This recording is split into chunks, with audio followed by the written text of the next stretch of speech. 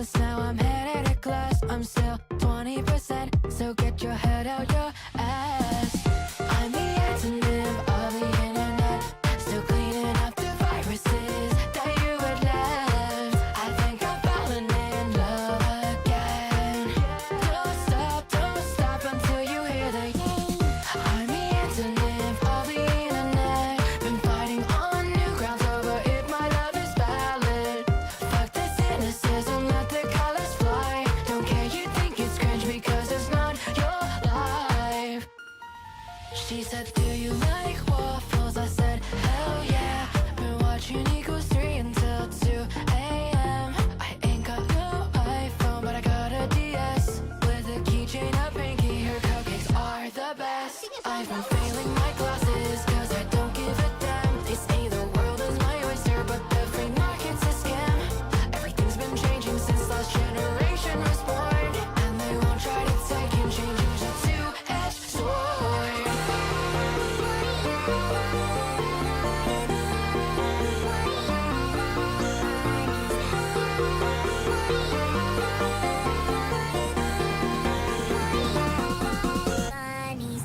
I'm the antonym of the internet, still cleaning up the viruses that you had left. I think I'm falling in love again.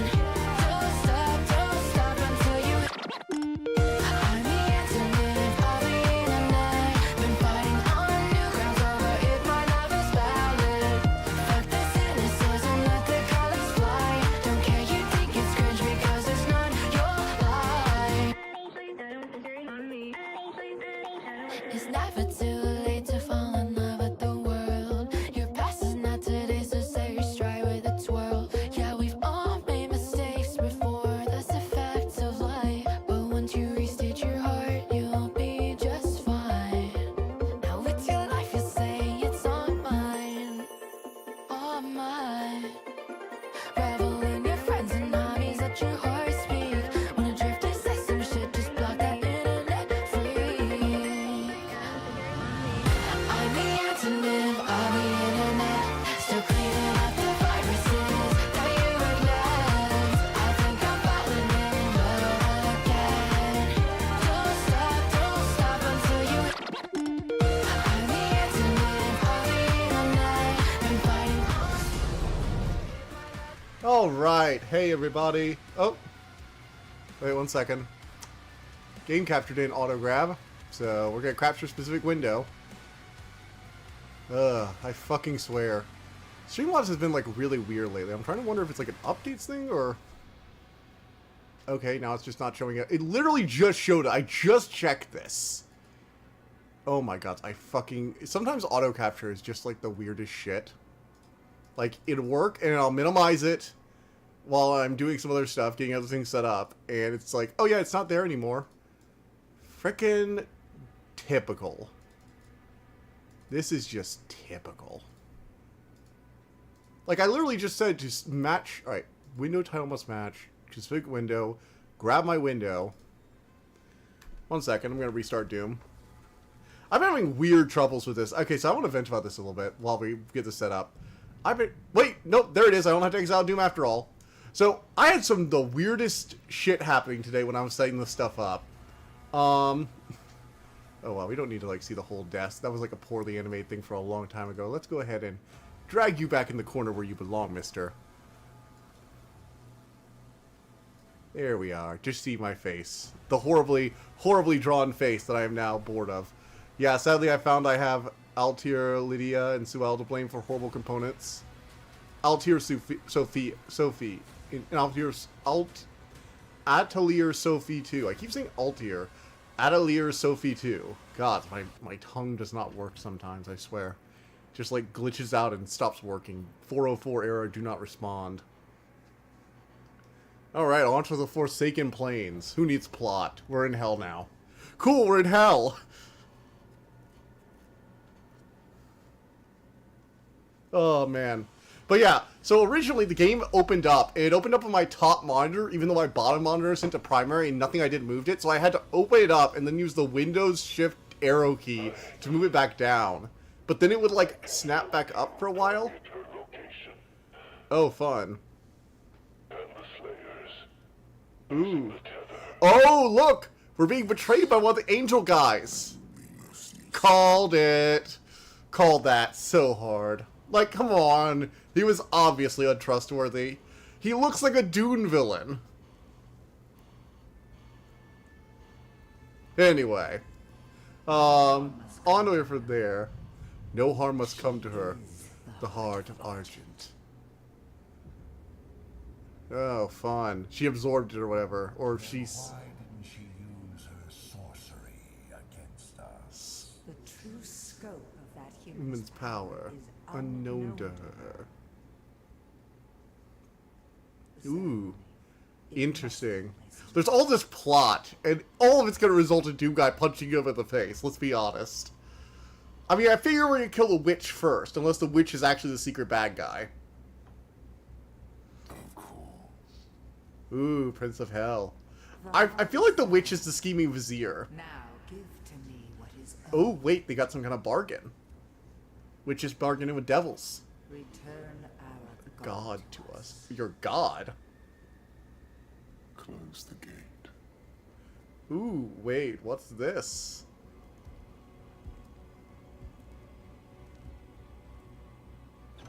They prisoned a god? Okay. I'm actually mildly impressed. I mean, Doom Guy's still gonna rip them a new asshole, but still. That is mildly impressive. Hey, look! It's hell! Like in every Doom game ever, we've come here to slaughter. You know, I have to remember this is in the past, so... oh wait, also, we don't need the controller for this. What are we doing? Mouse and keyboard is all the way, people. I have the controller plugged in for so many other things. Every time I play a game now, it feels like, unless it's like one of like a handful of games, I put the controller in. Because I play a lot of action RPGs. Boom, parried. Get wrecked. 3-round burst. Yeah, Sci. How was your Father's Day? Oh yeah, we actually took my dad out for a few things. Made him a custom card. He wanted some new stuff for the kitchen, so helped get him that. It was pretty nice. Any of you do anything interesting for Father's Day? Do we have any fathers in the chat? That's an interesting topic. I mean, I'm probably never going to have a kid, but hey. You never know. I don't think any of you are old enough to be fathers. But then again, maybe. I guess you could always be a father. You're never... As long as you're over 18. You're never too young. I'm terrible with dates. I am too, don't get me wrong. I have to be reminded of dates by, like, my calendar and my phone. The only reason I knew it was Father's Day is because I got an alert about it from something else. I did not remember it at all. Went to my niece's. It was fun. Oh, that's cool. That's good to hear. Also, I was editing the, what was it? The new review. God, I said the name today like 15... You know when you say a name like a dozen times and then you blank on it? Or can nobody else relate to that feeling? Not Godkiller, not, Sunbringer. Faithbreaker, that was it, the Faithbreaker review. I was doing the Faithbreaker book review and editing it today. And I was getting to this one part of the review where I go on this huge tangent about how the original God War is actually symbolic of the growth of religions and the development of civilizations from more Dark Age style kingdoms into more mercantile empires, because one of the big parts of the God War was that in the series is that like the merchant gods started getting more favor as opposed to the old gods of like the wilderness and, you know, more traditional faiths. And then I realized, like, while editing it, that was probably just like a completely unrelated tangent for most of my points, so I cut it.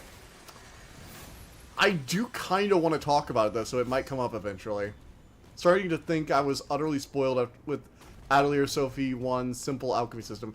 Yeah, sometimes you get that in games where, like, the first edition is just the best one, and all the other stuff is just additional bullshit, and it never quite captures the magic, even if they're decent games.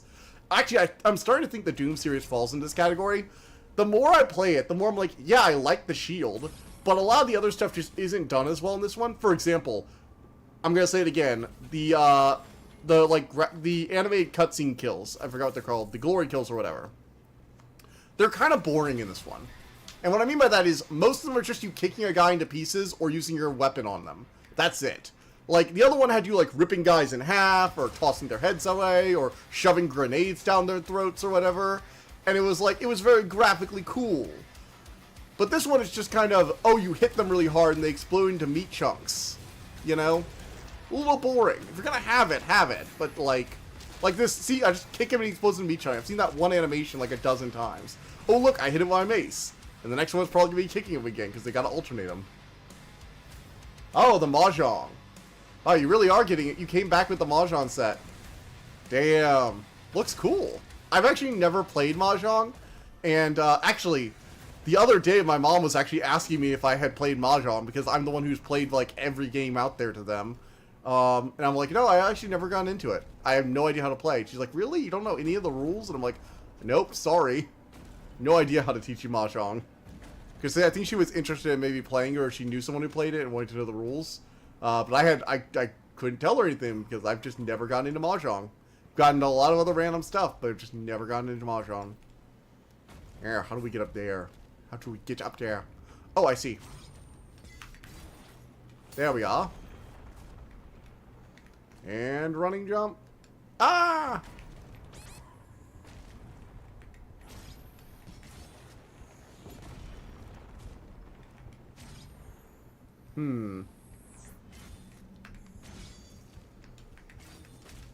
There we are.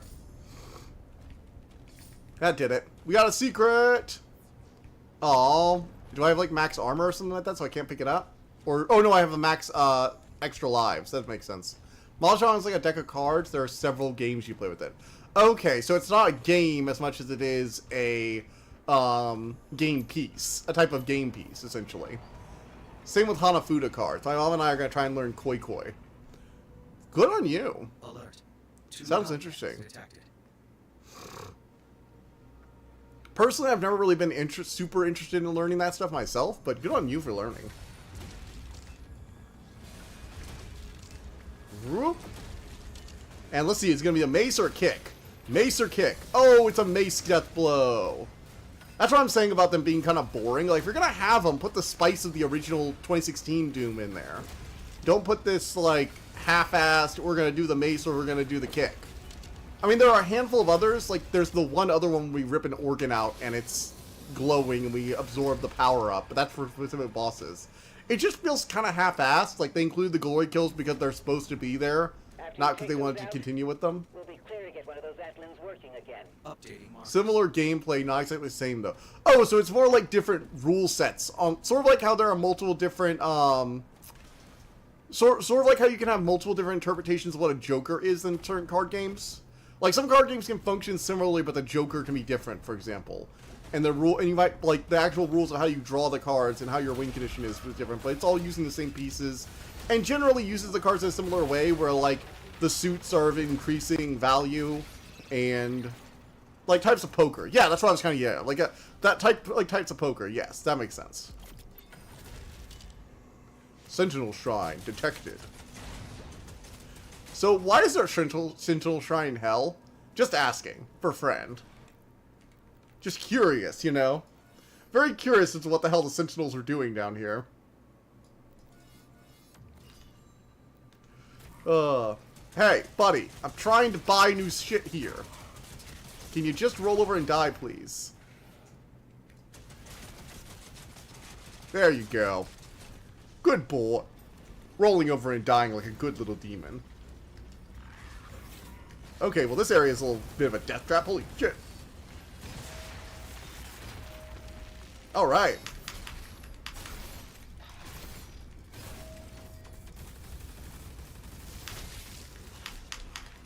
Ooh, boom, baby. Alright, got him. Oh, yes. I do like the whole blasting their armor and then throwing the shield. It feels good, and the armor explodes, which means you're actually incentivized to do it. I do like the armor pieces that glow when you shoot them, and then you use the shield to destroy it fully, because there's a nice little explosion, so it incentivizes you to do it to get a group area kill. It's very nice. I like that. I will say, because there are some mechanics that this is really cool, and I think would be cool in, like, any Doom game. going forward, any future Doom game. But I'm just like, there's so much chaff added onto the original formula of go in, rip and tear with demons, that it feels a little unnecessary at times. I still like the game, because at its core, it's still a modified version of Doom 2016, which is epic as fuck. But I feel like I like it because it's like Doom 2016, not that it's better than Doom 2016. Which I'm starting to suspect might not be an entirely good thing for the game itself.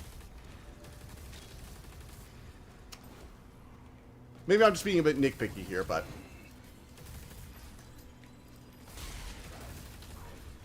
Hey, buddy! Can you stop? Can you stop being an invisible asshole who keep poking me with those little dash claw attacks whenever I turn to fight someone else? Very annoying. I get that you're a demon after all, and being nice isn't exactly in your vocabulary, but... Manners. Anyway, I've been working on a few things, as you no doubt saw from the Discord posts. Got a few things going around at the moment. Currently working on the Faithbreaker review. That's going well. I got to have a spoiler section. It's currently like 17 minutes long. I'm hoping to trim it down a bit more before I do my final round of editing.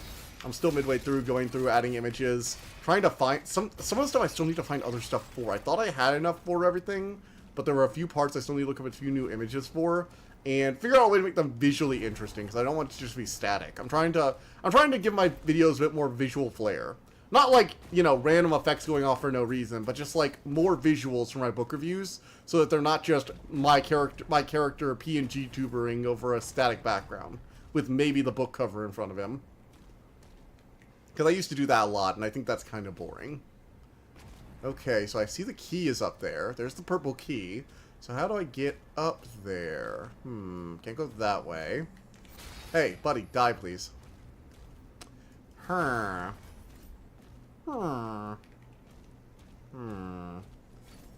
well, it looks like there's a path to something through there.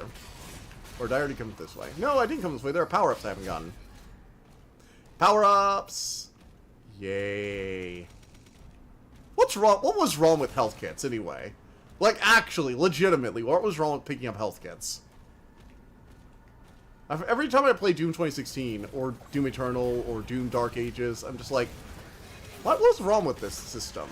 I don't think it needed a huge fix. I get that not having them gives you a different play pattern, but what made this play pattern just not fun?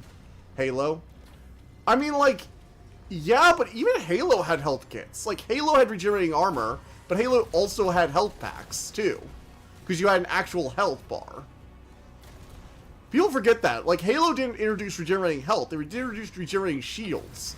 And even then, I'm not entirely sure Halo was the first game with regenerating shields. It feels like that's an older mechanic. Don't know why, but, like, it feels like there's definitely probably a game that had regenerating shield bar before you got to your health bar before Halo. Right? Maybe not. It was pretty early for, first-person gaming. Or first-person shooting games. Halo was pretty early in that life cycle, but still. Oof. Bam. Gotcha. Get wrecked. Also, I do like the shield bash. All the shield stuff is just generically good upgrade for Doom. I think the shield is probably the best weapon they've done. There was the chainsaw, which was awesome, don't get me wrong. And there was also the sword in the last Doom game, Doom Eternal. But I gotta say, I think the shield is my favorite one, especially when you can throw it and use it to like stun an enemy, which is really nice in these big group battles. And then I can throw it back, bash the shields, blow that up, throw it back at him, stun him again. Like it gives you more options, but doesn't clutter the gameplay, which is nice. Also, this is probably their best pairing system, hands down. Regenerating makes health level design easier, I guess, but it also destroys any concept of any concept of resource management and being able to use health as a resource that you can test the player with. That's why I kind of hate it. Like I remember in OG Dark Souls, for example, where like your health was a resource in the early game. But actually Demon Souls was kind of interesting because at the beginning your health was a resource. The thing with Demon Souls though, compared to other Souls-likes, is that it has the grass, which means that your health is not actually that limited. The only limitation is how slow it takes to eat the grass. but the grass you can buy more of, so you can always get more of it. And so you technically have infinite health as long as you can find the time to heal, which is good because it gives you infinite health in the late game to deal with higher level enemies, but it makes you, like, work for it. Taking a bite of the healing items in Demon Souls was like a risk, like an actual risk. You could die while doing it. Whereas I just don't feel like it's as much of a risk in the, in Dark Souls, for example, where the Estus Flask is so easy to use. Demon Souls did have another problem, though, which is that you'd have to farm health. Bloodborne, oddly enough, my favorite Souls game, had the worst version of that system, where you had to go grab blood vials, but you could run out of them, which I think was probably the only real flaw with Bloodborne, is that you have to farm blood vials and they're not automatically restored. That's the only problem I have with the game as a whole. If there was one thing I could change about Bloodborne, it would be that. Oof, died. Battles are easy with lots of health. It can be impossible with no health. Yeah, exactly. If you can heal whenever, or if you can, like, just heal by getting away from the enemy for a few seconds, and you can do that an infinite amount of times, all you need to be good at is getting away from the enemy. You don't need to be good at fighting. You just need to be good at avoiding it for a few seconds while your health regens, or you get, like, a heal off. And that's a very different skill set than being good at the game, usually. For every battle, let the designer choose difficulty easier. So a set amount of health for every battle, if the designer choose difficulty easier. I get that. I get that it lets, like, the diviner have more, like, control. But I also feel like it makes other battles way too easier and can make them lose control if they don't make it hard for you to regen mid-battle. Like, a lot of games make it really easy to just hide behind cover for a few seconds to get your health back. It's also one of the reasons why I like in-game difficulties can be so brutal, because if they can just do enough damage early on, it completely changes the flow of the game, you know? Not always in a great way, to be honest.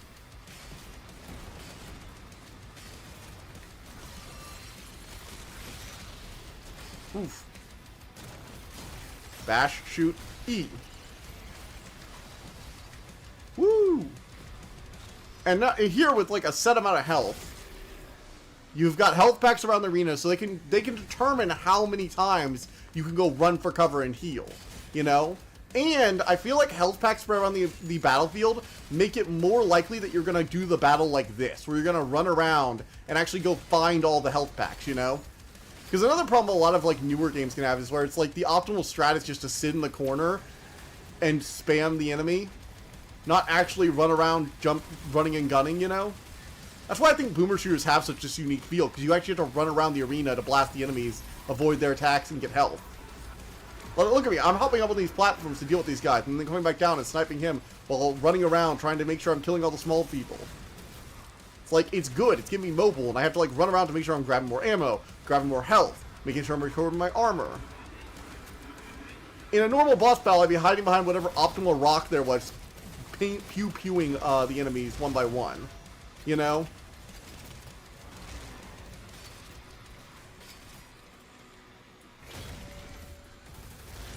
Oh, shit. And see, you get engaging moments like this, where I'm low on health, and I have to go kill these guys right away. Ah! Run, run, run! Give me health, give me health! See, this is engaging gameplay right here. I'm actually terrified of running from the boss, which is totally out of character for Doom Guy, but that's beside the point. Mister, I'm gonna bunny hop away. Ah!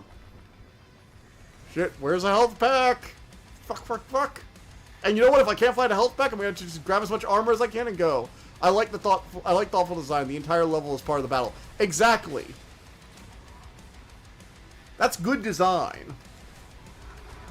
Also, they have explosive crates and stuff. Like it's easier to utilize environmental stuff in games when the game actively encourages it.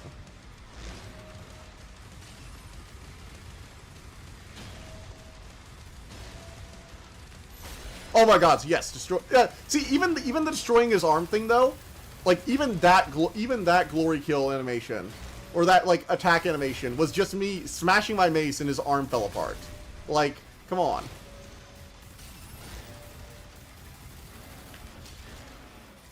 Okay, here we go. Oh, no, wait, I'm sorry. This is the same animation. I threw my buzzsaw, and I grabbed the organ out, and I crushed it, and I gave my power up. Like, this is one of the 3 animations we see over and over and over again throughout this game, and I'm getting a little sick of them. Because you're not seeing new animations. Like, there were unique animations for, like, every single monster design, and this one just kind of feels like they reused the same 3 over and over again. It's a little boring. But hey, I mean, the glory kills aren't everything. The gameplay is very well designed. I'm not going to deny that. I think the glory kills should have either just been cut if they didn't want to do them, which is fine. They're a big animation, you know, load, but this weird in-between space they have is kind of boring. It's like, hey, either do them or don't, buddy. We're not forcing you to do glory kills. Or, well, I'm not forcing you to do glory kills. I don't know about Bethesda. Because we got to answer to Big Daddy Bethesda in the end. This is in software, but they answer to ZeniMax at the end of the day.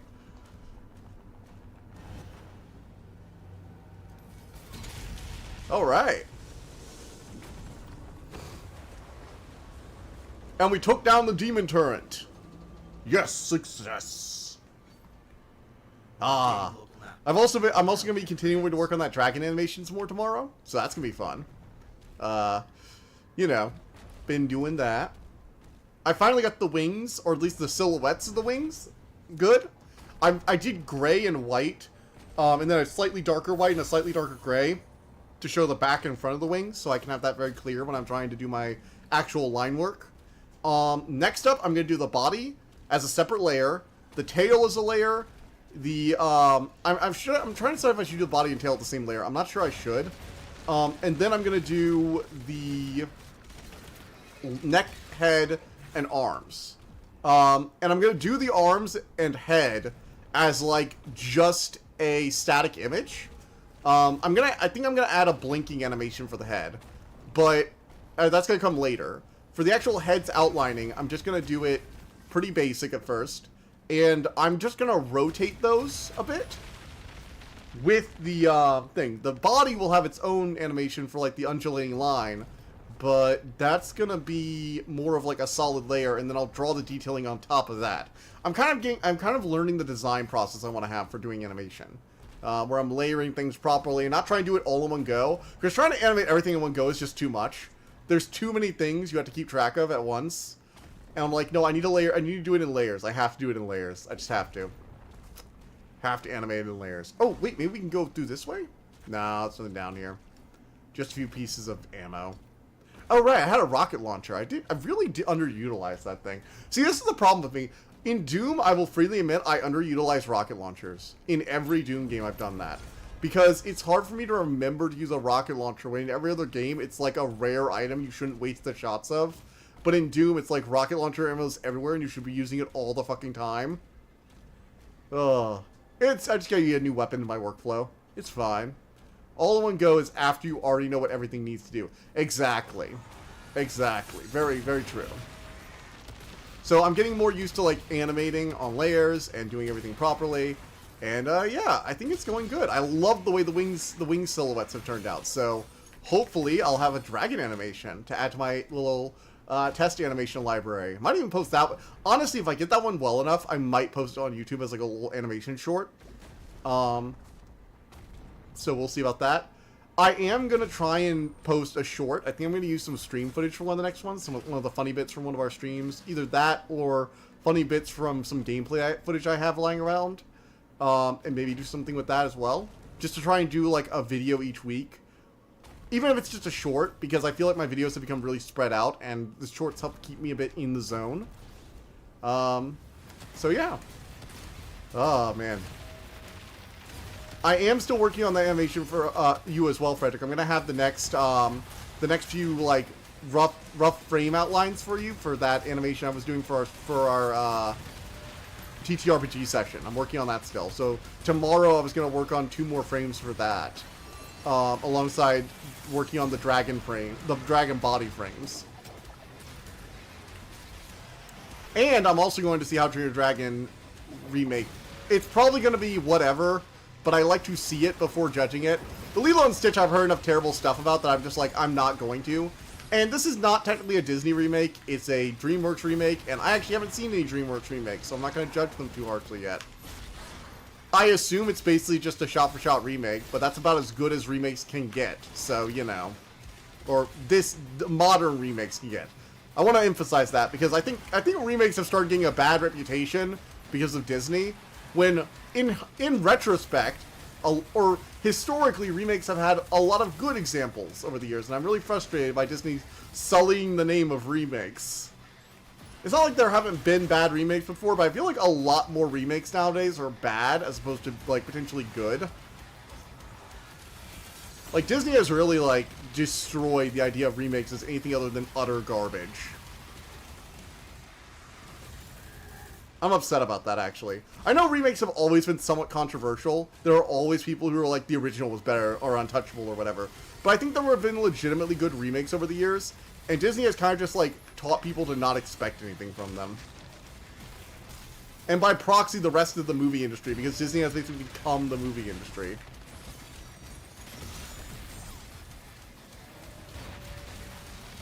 Let's not think about that. That's a little depressing.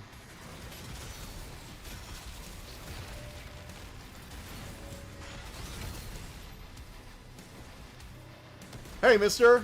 Take a rocket to the face!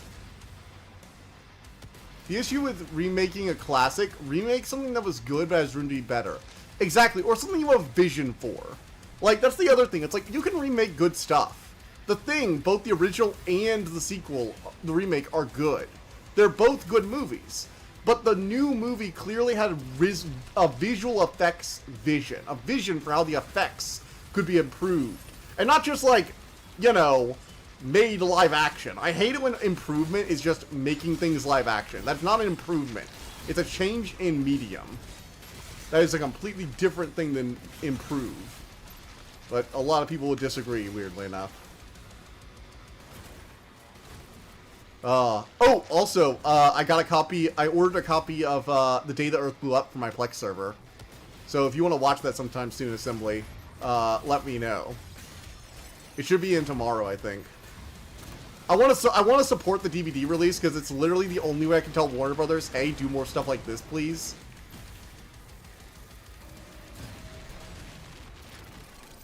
And I also don't want them, maybe I do. You know, I've actually been thinking about that because I rewatched my Looney Tunes review recently because I actually really liked that review. I think I did a good job with it. And I kind of remember being like, hey, Warner Brothers, don't sell Looney Tunes. But honestly, like, if this is how Warner Brothers is going to treat Looney Tunes, maybe they should just sell Looney Tunes or get rid of Looney Tunes. Like, maybe the company that buys them will actually, you know, want to use it for something. Or maybe the company that buys them will just sit on the rights. I don't know. I just know it can't probably be worse than what Warner Brothers is doing. It's weird, but I think I've slowly come around to the idea of Warner Brothers selling Looney Tunes to the highest bidder. Just because whoever's going to spend that much money on it is probably going to do something with it. Like, if somebody spends billions of dollars to buy Looney Tunes, they're not going to do nothing with it. They're going to use it for something. Now, it could be something terrible, but as it stands, Warner Brothers seems like they're not really going to do anything with it, so might as well. I've actually never understood the reason, like, companies cling to IP they clearly have no idea what to do with. Like, they clearly have no actual use for it, but they still cling to it because I guess they don't want to be the people who sell it or get rid of it, and then, like, you know, another company uses it or some random guy uses it and makes a shit ton of money off it. I get, like, the I don't want to be the one who sold what could have been $1 billion thing for us, but if you're not going to turn it into it, will only be for name recognition, you think? I admit that was one of my fears as well. But, like, I feel like, at the very least, there's going to be some incentive for them to do something with it, you know? Like, it's a lot, it's going to be sold for a lot of money, because it's a very valuable IP, even just historically. It's a very valuable IP. And I feel like if a company spends that much money on it, it can't just be for name recognition. Or at the very least, if they do it, they're going to want to revitalize that name recognition. So they're going to want to do something. Hell, at this point, I would settle for another re-release of the old Looney Tunes shorts. The last time they did it was the Platinum Edition, and while Volumes 2 and 3 of that are pretty easy to find, Volume 1 is, like, impossible to get a hold of. The only way to get a hold of it is to spend, like, $100 on eBay. That's the only way to get it. it was such a limited run, and they never did a second release, even after the increase in demand for it. It was terrible. Like, even if they're just re-releasing the old stuff to make it accessible, I'd take that at this point. Because Warner Brothers has shown themselves to be that incompetent. I mean, I want Coyote vs. Acme. I want that movie so freaking badly. Like, legitimately. That movie looks great. And they're just sitting on it right now. It's been stuck in development hell for years. And now it's finally ready to release, and it's going to come out in 2026. And everything we've seen from it looks amazing. It looks fantastic. The idea is good, nice and solid. Because, you know, of course Coyote's going to sue Acme for that. Actually, there was actually an old Looney Tunes short. Where Coyote went to go to Acme's board, and it was actually all Roadrunners. I don't know if the movie's gonna do that, but it was a really funny thing that had happened in a Looney Tunes short. He didn't go full lawsuit. He stormed into the company's boardroom though, and it was all Roadrunners. So the implication was they were selling him deliberately faulty stuff to catch Roadrunners because they themselves were Roadrunners, which I think is hilarious. Oh, also, actually, speaking of Looney Tunes, one of the reasons I even know about that, I looked up the short afterwards, but one of the reasons I know about it is that Death Battle is apparently going to put the Roadrunner up against Tom and Jerry. I like that. I like Death Battle. They continued after Rooster Teeth's destruction as their own thing. A company with enough money to buy it and not enough creativity to make a competitor. Why do I think that won't work? It probably won't. My argument isn't that it's guaranteed to work. My argument is, like, I think it's better than whatever Warner Brothers would do with it. I mean, they clearly don't have any ideas for it. If they're desperate enough to sell essentially their version of Mickey Mouse. I think I directly compared it. Yeah, I did. I directly compared Warner Brothers selling Looney Tunes to be Disney selling Mickey Mouse. And, like, again, if a company's that desperate, they have no ideas left. Or they're not willing to fund the ideas, which is just, like... It can't be worse than Warner Brothers. Okay, wait. Let me rephrase. Need to make something very clear here. It can't be worse than Warner Brothers unless it's Illumination. Look, I think Despicable Me 1 is a good movie. I think Despicable Me 2 is a pretty good movie. Haven't seen Despicable Me 3. What I do know is Illumination generally makes garbage. Very, very disposable garbage. I distinctly remember watching The Secret Lives of Pets and quitting after 30 minutes because I got bored. And if I'm getting bored with the movie, God, you have a problem. I've watched some difficult stuff over the years. I watched the entirety of The Green Knight. You have some issues if your movie is boring me to tears. Illumination is like, aside from the original Despicable Me's, I feel like they're the company that's the animation equivalent of it's good enough for kids. They're literally the guys who say it's good enough for kids, so why does it matter? You know? But like as an animation studio.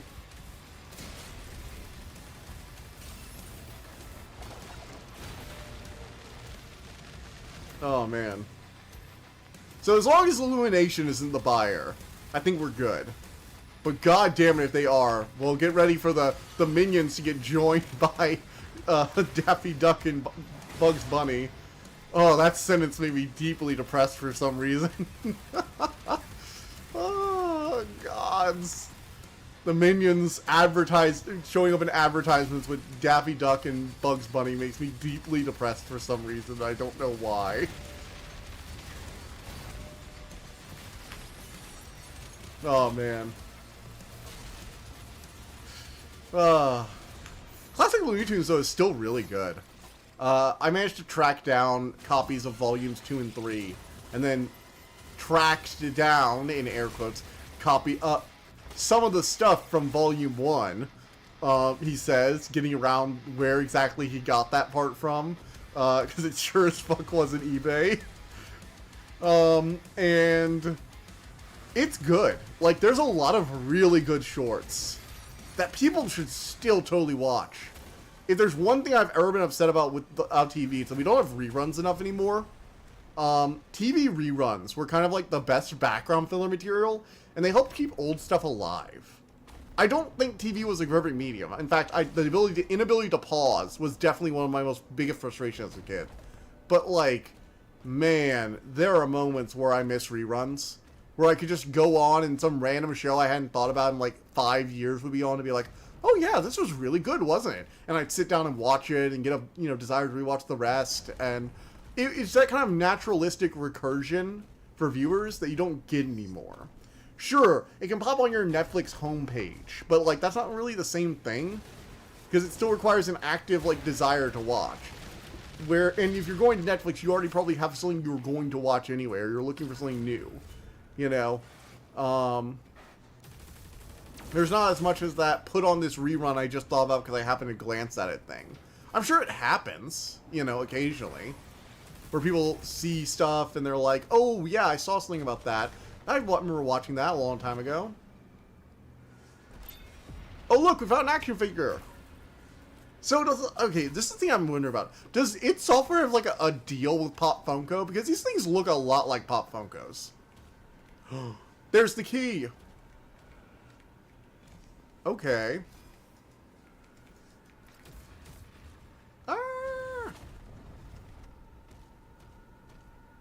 Okay, well, we found the key.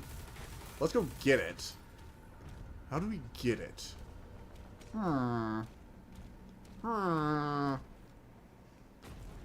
Let us see here. Ah, there we are. Let us go retrieve the purple key and uncover the secret. Men, watch. Okay, it's locked in here. How do we get in there? Ooh la la, armor pack. I think Pop Funko has done themselves enough to brand themselves as generic collectible. That's fair.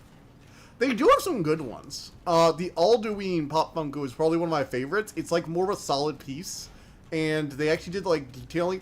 The Alduin Pop Funko actually looks generically good. I'll defend that one to the game. It's one of the better Alduin figurines that isn't like $1,000. If you're looking for a good, well, I say that now, but like apparently it's now a collector's item and hard to get a hold of because I've seen them going for more on eBay.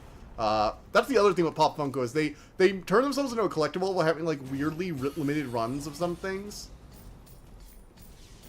I generally prefer their non-human Pop Funkos. I think their humans all look the same. Like, literally all their human characters look exactly the same.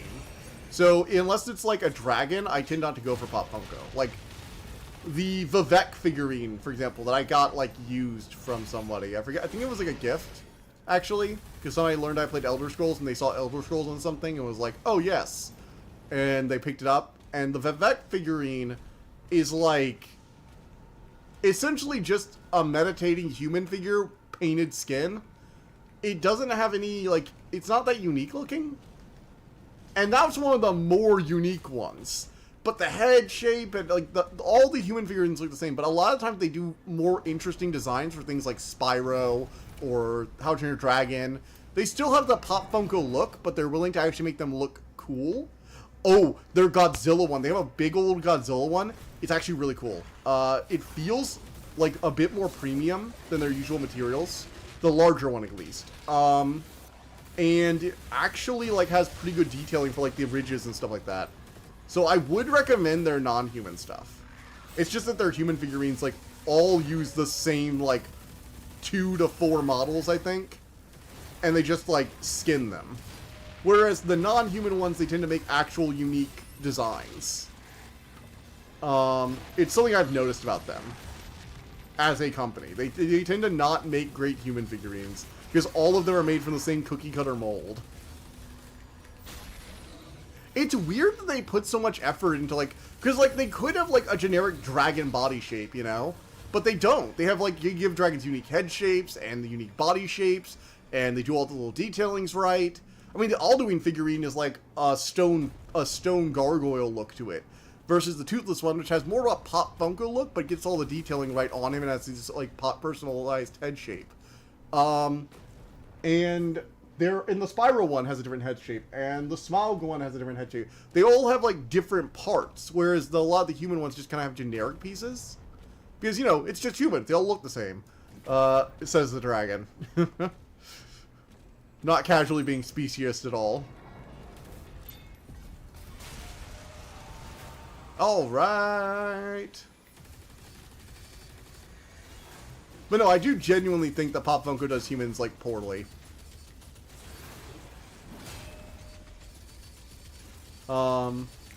The one thing I do notice, though, is they have, like, the Pop Funko eyes are what I notice about them the most. Like, you can always tell Pop Funko by the eyes. Always. It's always the very basic single shade eye color.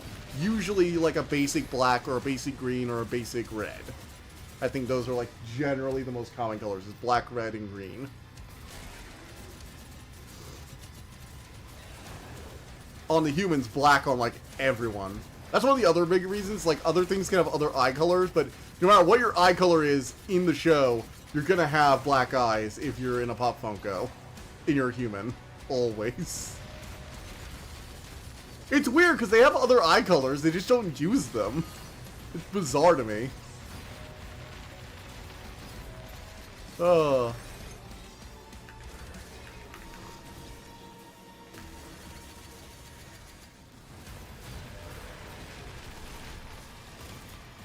Delete!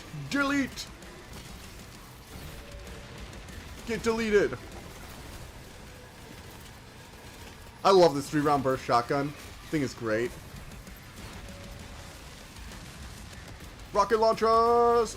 Go!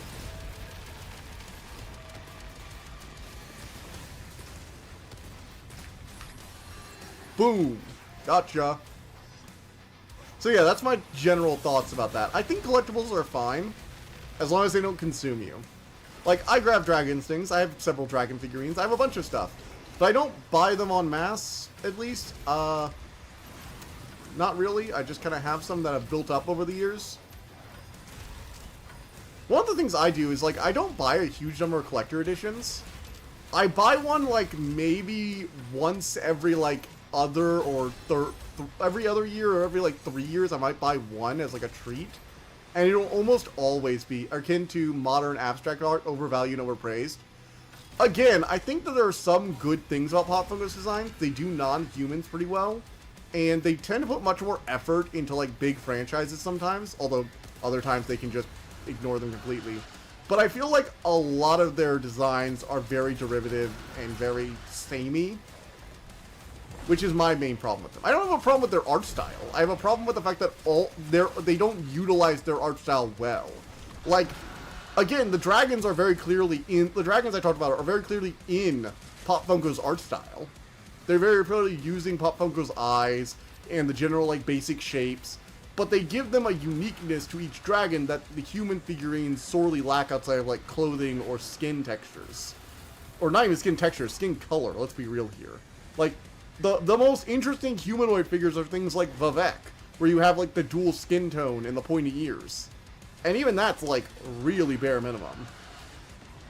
And that's a valid critique. I can see that. Have you seen the Alduin figurine, though? Hey, Assembly, can you post that in the chat? Because I think the Alduin figurine is where their art style can work. It's one of my favorites.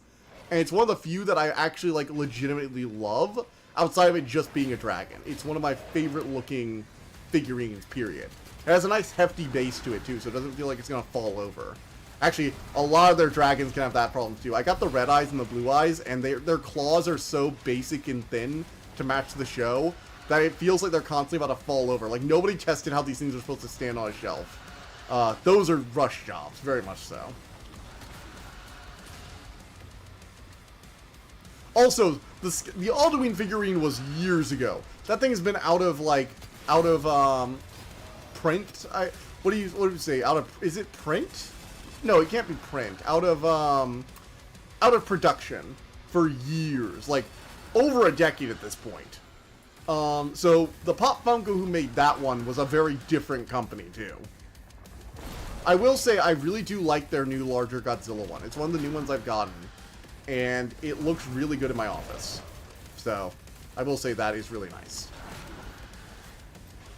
But yeah, they make a lot of disposable garbage. And I don't buy anything else from them. Like, they have a bunch of other, like, keychain designs, stuff like that. It's like, no. Just no. I just don't think they do a lot of other things well. They have, like, those little, like, battle set things, too. Or, like, the vehicles. And I'm just like, no, I'm good. I'll grab dragons, because you guys have pretty affordable dragon figurines. And if I want a figurine of a particular dragon character, and I don't want to spend, like, $1,000, you're my best choice. But, I don't want to buy, like, just random crap from, like, every franchise on Earth. Nindroids are better in my eyes because Chibi looks more appealing. Yeah, but Nindroids are expensive, man.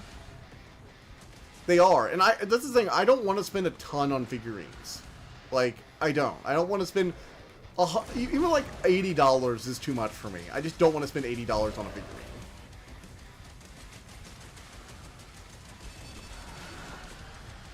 Oof. Do I have figurines that are worth a decent amount? Sure, but they're not because I paid a decent amount for them.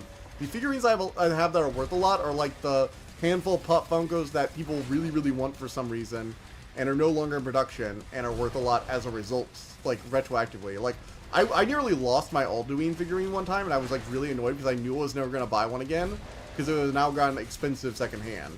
So I just, like, went looking for it. Eventually I found it. It was in one of the moving bins from my dorm. I'd rather buy something pretty that costs a decent amount over cheap, unappealing figurines. That's fair. Again, I kind of like the style of Pop Funko for dragons, but if you just flat out don't like the style at all, then yeah, I can see why you'd be like, fine, I'll just buy Nindroids. That is very much fair. Although, second option is, if I didn't want to buy them, if I didn't like Pop Funko's style for dragons, I probably just wouldn't buy figurines. Now, I do have a big old statue of the mammoth from Horizon Forbidden West. But that is, like, completely different for me. Because that one was from... So, I really liked Horizon Zero Dawn. And as a treat to myself, because I wanted one of the robot dinosaur sculptures, I decided to do their collector's edition. Now, I wasn't the biggest fan of Forbidden West. But the giant robot mammoth is cool. It's in my room. Atop my bookshelf. It looks amazing there. And I'm happy for it. The only other one I've ever done, in recent years at least, was the God of War Ragnarok hammer. It's one of the coolest things for me personally. The reason I got that collector booster is because I'm a huge Norse mythology nerd. And a very historically accurate looking Mjolnir was fucking sweet. The only thing that about the Mjolnir figurine, or the Mjolnir replica, that is not accurate is that the handle isn't short. Yeah, fun fact. In Myth, the dwarves were supposed to make art. So basically, it was this. Actually, do any of you know how Thor got his hammer? It's actually a really funny myth. So, in Norse mythology, there are these dwarves, Brock and Sindri. You know, the ones that we, like, meet in Ragnarok, in the God of War games. And, well, Loki decided to be Loki one day. He was bored and wanted to stir some shit. Look, Loki is a bit misunderstood, but he's still a bit of a shithead. And so he decided to go taunt the dwarves. And he bet they couldn't make anything. So he got them to make some artifacts for some reason. I forget what the exact reason was. Probably. Oh no, wait. Sorry. He shaved Sif's head. You know, Thor's wife's head.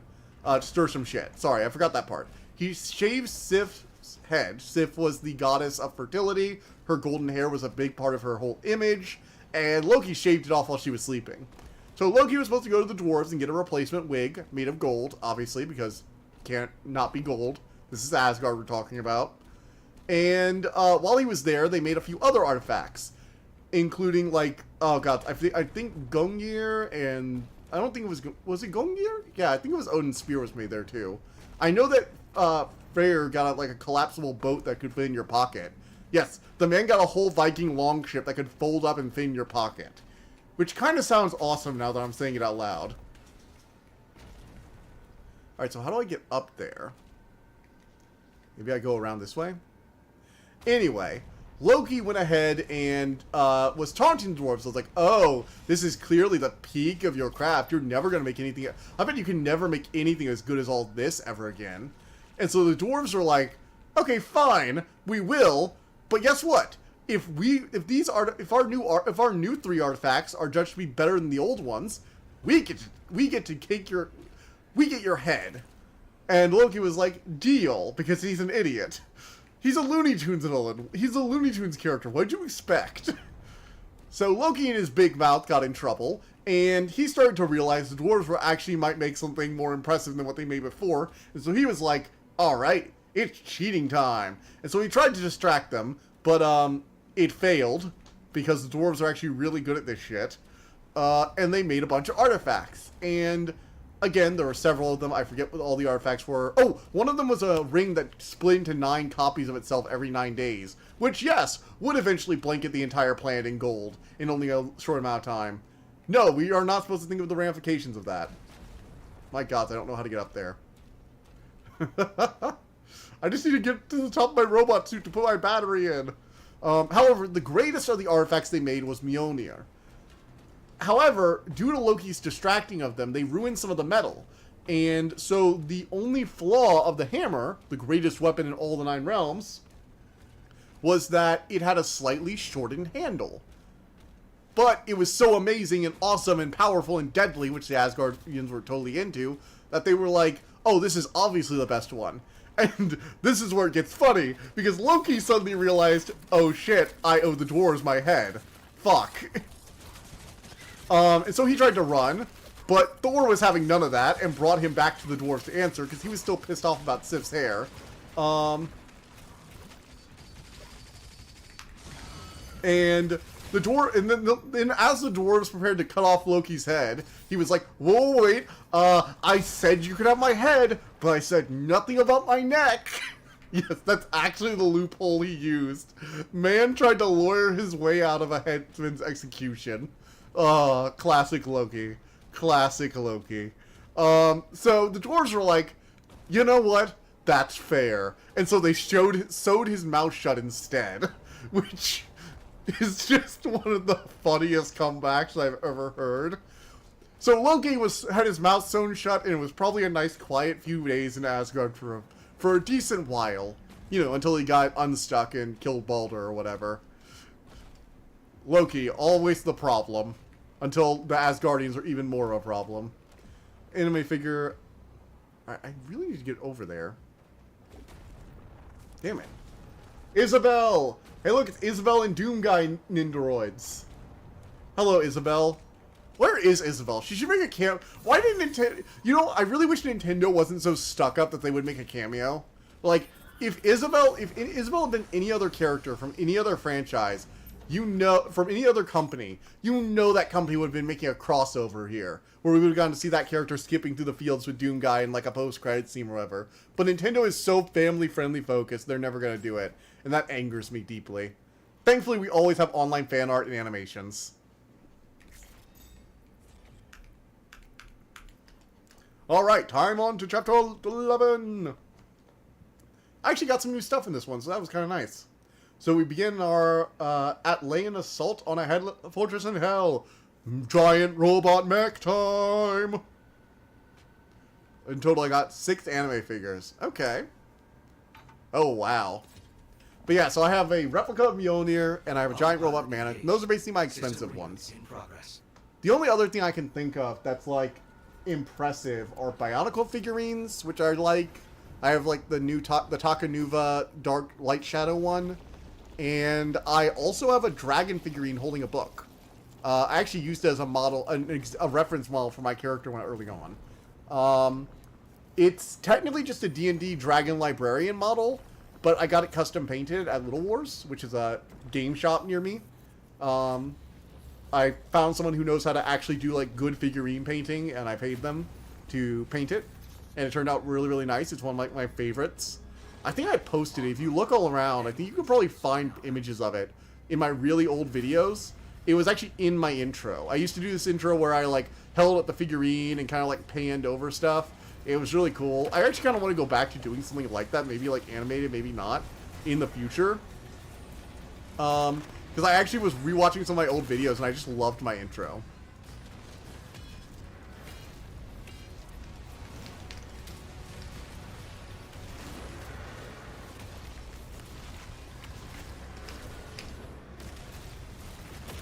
Alright. Charge heavy. Doom guy.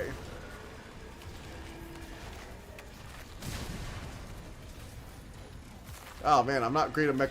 Oh, you actually have to fight. It's not just like a full cinematic. It's not a gimmick. There's actually some combat here.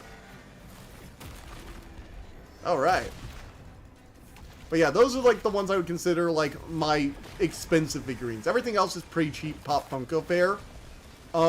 I will say that I am gonna be getting another figurine in soon. It's been like 3 years since I got the Ragnarok one, which is my last one, I think. It's been like 2 years actually. I think it's been 2 years since I got the Ragnarok one.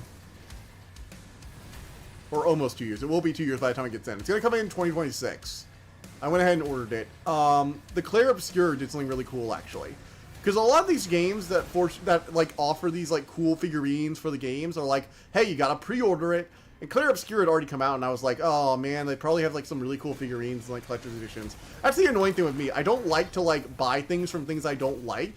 And if I haven't played a game yet, how do I know I like it?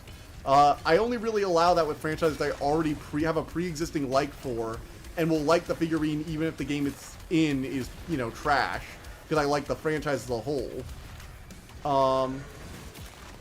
But like when it comes to a lot of newer stuff, they'll have really cool pre-order stuff, and I'll be like, yeah, but I can't do that in games I don't like.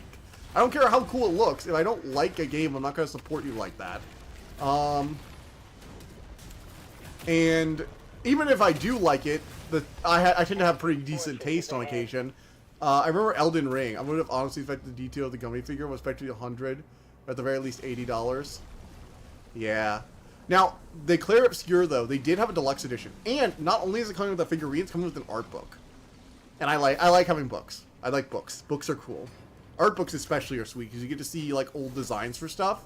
And Claire Obscure has, like, some amazing design. I'm actually really going to be excited to peruse that art book. You know, I might post some stuff on it from Discord. The orders for it are closed now. It was a limited time thing after the game came out.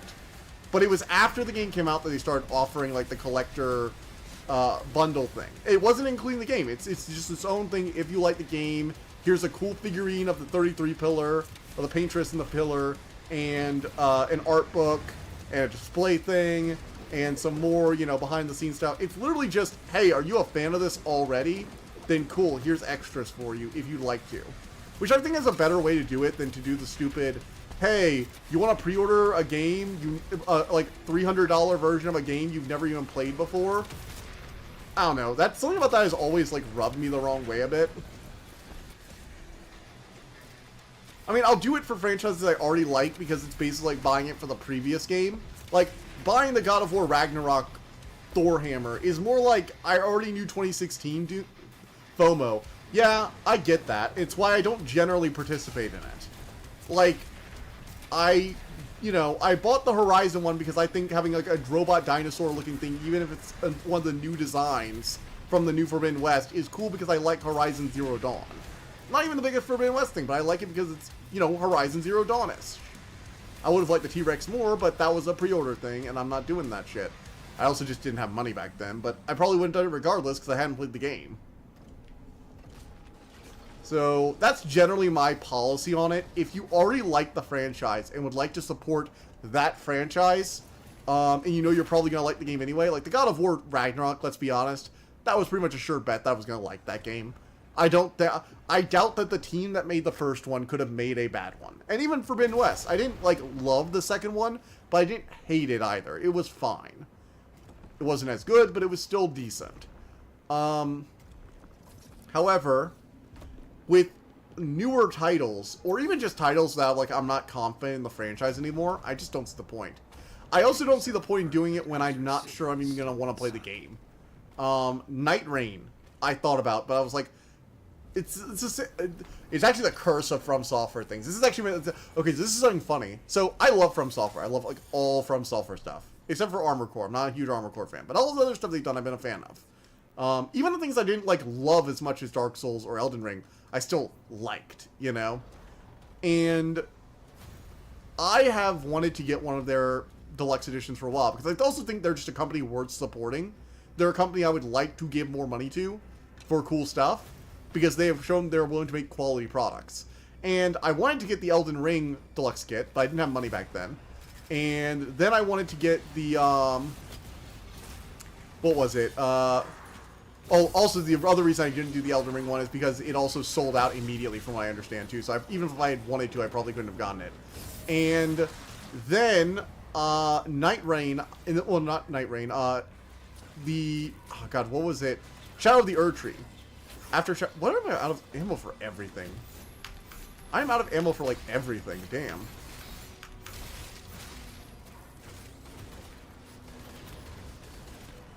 Oof. For Shadow of the Erdtree, it was a guy with a giant spear who had a snake wrapped around his body. And look, I am terrified of snakes. I can't put that in my room from Software. I cannot put a giant snake man in my room. I'm sorry. So that was disappointing, because I actually do, again, I do want to support them if I am able. Because I think they are a good company who we should reinforce the idea that they deserve to make money. Because they have made good products. And also, I've heard their figurines are pretty good quality, too. Then again, I've generally heard that most, like, deluxe edition stuff is generally good quality, unless it comes from Bethesda. Bethesda is known for, well, the Fallout 76 deluxe edition with the canvas bag. That was actually just, like, a cheap knockoff or whatever.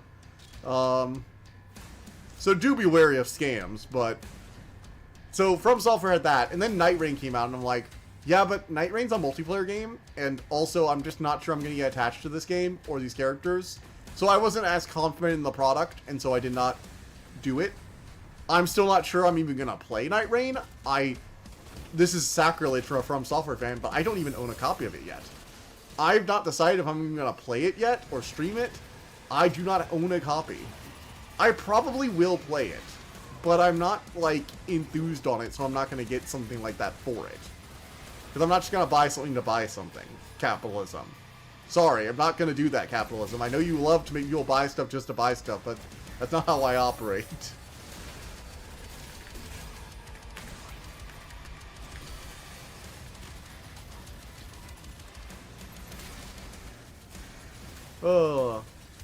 So yeah.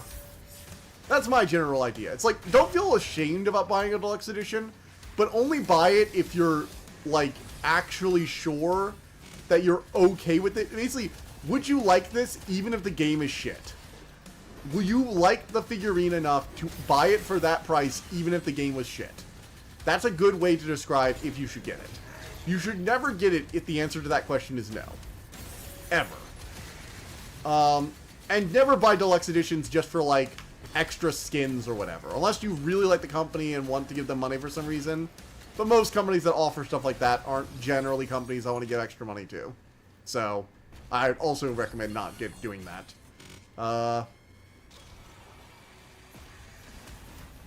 Like, buy a deluxe edition because you genuinely like a figurine. That's cool. And you know what? Some deluxe editions can have some really nice figurines. If you're into that kind of thing. You really like them? Yes. When it comes to merch, I'm the same way for Hazbin Hotel. Because I knew I liked the characters from Hello Boss, so I got the merch. Hazbin Hotel hasn't even come out yet. Exactly. Actually, most of my merch has been, like, Stolas stuff. Because I think Stolas is a really fun character. He's very funny. I like him. Even if he is a super pervy bird. I think he's a good character. So I went ahead and got a whole... I got the skeleton shirt from him and one of the older shirts. Also, Hazbin Hotel has, like, legit... Like, Vivzy Pop's merch store is actually legitimately pretty good. All the shirts I've gotten from her have been, like, very high-quality actual shirts. I get merch that looks good. Yeah, it's not just that, but, like, it also doesn't degrade. The shirts feel nice and comfortable. The artwork does not degrade anywhere near as fast as most other, like... you know, t-shirts do, graphic tees do. I found that the graphic tees last a decent long time. They feel good to wear. I'm not really that susceptible to FOMO. I can accept missing out. Yeah, I've had to train myself to not fall for FOMO. I used to fall for FOMO a lot more, but I, at the same time, also just didn't have the ability to fall for it because I didn't have as many funds to just throw away. And as a result, Screen Printing has not torn apart like the other one I owned. Exactly. Exactly. It looks good, it feels good, it lasts. Because FOMO doesn't drive me. See, I actually was driven more by FOMO as a kid.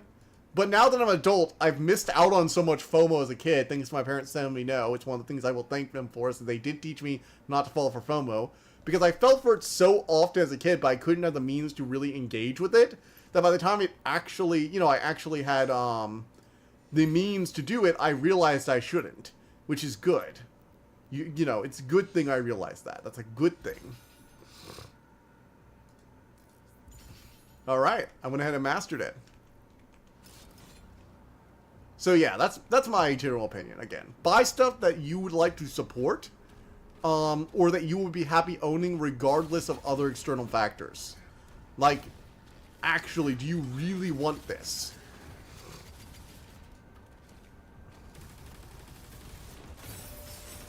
Oh man. My parents instilled the rejection of useless trends. See, I never got like hooked on trends specifically, for me, but that's because I was a shut-in. I was a shut-in who avoided any contact with other human beings and their opinions, so I formed my own. Like, even Pokemon was something I generally, like, kind of found on my own. Like, a friend showed me the game, and I liked the game, and I kept with it, like, way longer, I think most people my age did.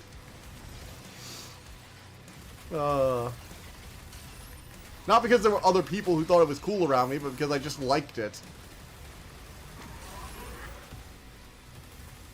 The last game that burned me was Spore. Oh, don't you mean Dark Spore? Don't you mean Dark Spore? Or did Spore already burn you so hard you couldn't get born by Darksfold? It's not just a phase, Dad. Honestly, it's not. That was a legitimately good show.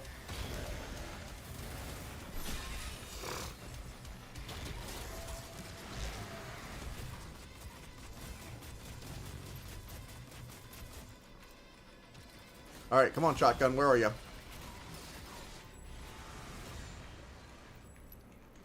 Oh, right. Q is the weapon wheel. Hello, combat shotgun.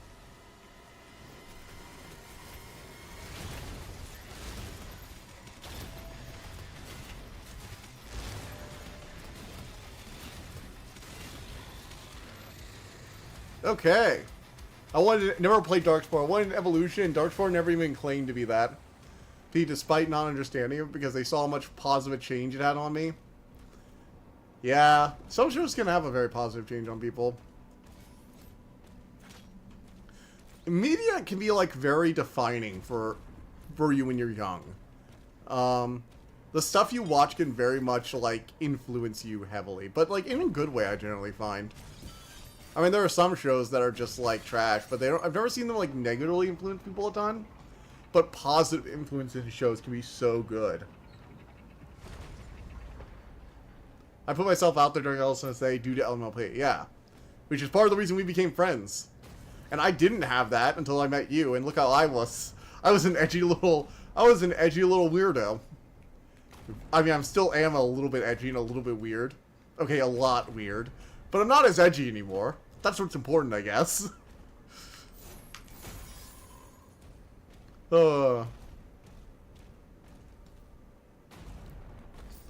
Damn. Ah, the good old days. I mean, to be fair, I still don't give a shit about other people's opinions when it comes to, like, things I enjoy. Which is generally something I always got from my lucky MLP. I attribute MLP to us being friend, which I am very lucky for. Which is also very funny, because that's basically the point of MLP, right? Friendship is magic.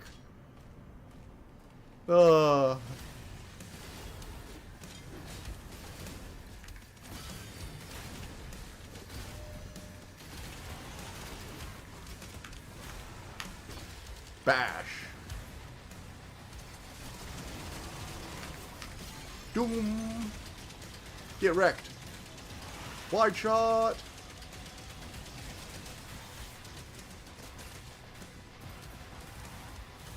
Get wrecked by lasers, bitch. Plasma rifle, go.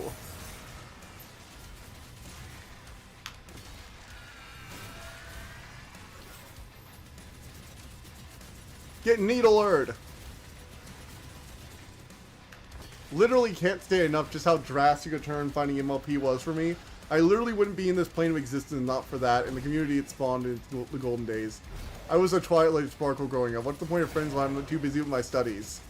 Yeah, for me it wasn't even studies. It's what's the point of friends when I'm too busy with literally everything else? Like, who has time for friends when I could spend an entire evening playing Warcraft 3 online and getting good at the different game modes, or learning about some weird obscure mythology shit, or just in general trying out new things on my own, or reading a new book.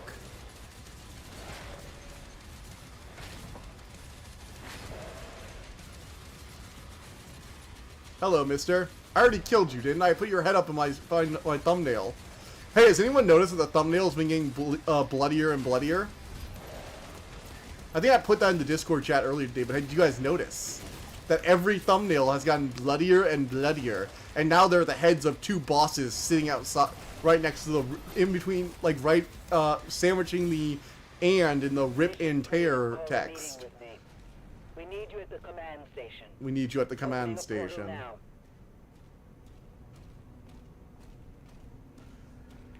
The thumbnail for the Doom stream has been getting bloodier with each one. It started out with pretty clean, and then a few specks of blood, and then some globs of blood, and now there's just blood all over my dragon because I am ripping and tearing. Because trying out new things with others is also really fun, or sharing what you learn with others is fun too. True. And although I did learn plenty of things as a kid, and I learned plenty of things that other people would not have learned about, I was always secretly, despite what I thought as a child, I did enjoy learning. I just enjoyed learning about what I wanted to rather than what school wanted to teach me. But I didn't really start learning like a bunch more until I met you. And you started pushing me to try out new things and telling me I could do new things. I have taught you how much. Exactly. You showed me that I really did enjoy learning. It was always there, but you brought it out in full force, and now I'm just ripping through topics like nobody's business. I love learning new things, and I can say that now with a smile on my face. You're also there as like a person to bounce ideas off of. Like, I'm the kind of person that needs a bit of work on stuff before I feel good enough posting it out there. I don't like just throwing things out there to die. And I don't like throwing things unfinished out there. I'm getting better at not being so perfectionist about things. But that's always been one of my problems. If it's not done right, what's the point of even doing it? And you pushed me to, like, get good enough that, or to, like, bounce ideas, or to figure out what I was doing wrong that was driving me insane, which allowed me to put things out there. Like, until I talked things over with you and, like, got good enough with my drawing, thanks to you, I didn't think I was good enough at drawing to post things as, like, thumbnails or whatever. Growing up, I posted so many things to die. Exactly. You gave me that confidence to post things to die, which I really needed. So thank you. I cannot thank you enough, Assembly. You were always there. It was awesome. Thank you. This channel owes a decent amount of its existence to you. Security clearance required. I like how they're like, Doom guy, follow the glowing... You know, I like how they're literally leading me around like a dog. Security clearance required. Doom guy, go through the door. Doom guy, come on, wanna go for walkies, Doom guy? We'll go kill demons together. You can't go that way, Doom guy. Go the other way. And I'm like, okay, fine. I'll go the way you want me to. Get the key card.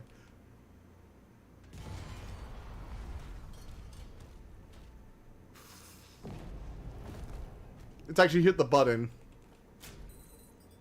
Access denied. Okay. Oh, is this the betrayal scene? Attack warning red.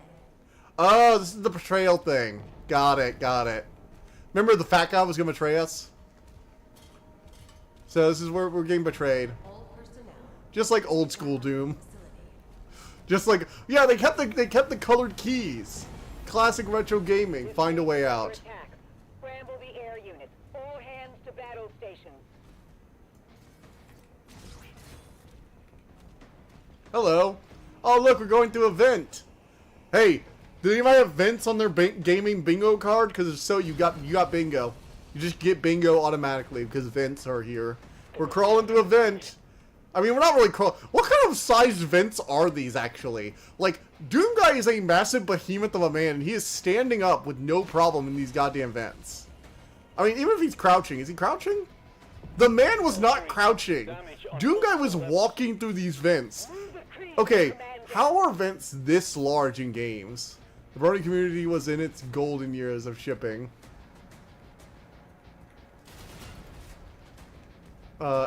Golden years, a shining beacon of hope and support for others, supporting and drawing out the creativity in yourself and others. Nah, but I got a sewer counter. Oh, I'm sure there'll be a sewer eventually. I'm sure there will be. There's always a sewer level. Oh, look! Demons! Yay! Fresh meat! It's not a vent, it's a maintenance shaft. I guess? I mean, it had a vent cover. We entered through an open vent cover. So, like, I guess it's a maintenance shaft, but why did it have a vent cover as the entrance? Alright, everybody, I guess, like, you don't get vent as your bingo. Because it was a maintenance shaft and not a vent. Opening above the command station. Something massive is coming through. Uh-oh. We need air support. Ensign, prepare the Slayer's dragon. Yes! Dragon combat, bitches! Yes, yes, yes, yes, yes! Give me dragon! Oh, yes! Let us go kill monster! Oh, shit. Give me dragon! Hear me roar! You don't want non-maintenance personnel to enter it.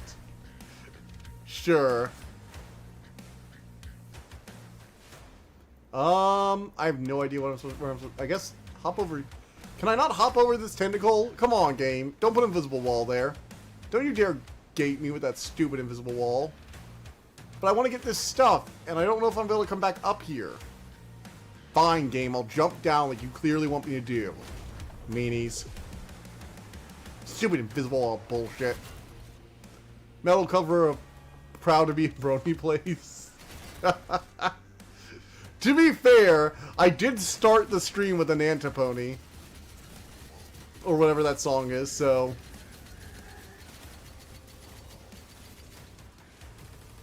Oh, hey! Don't get into a shield wall formation. I'll just blow that up with my laser rifle.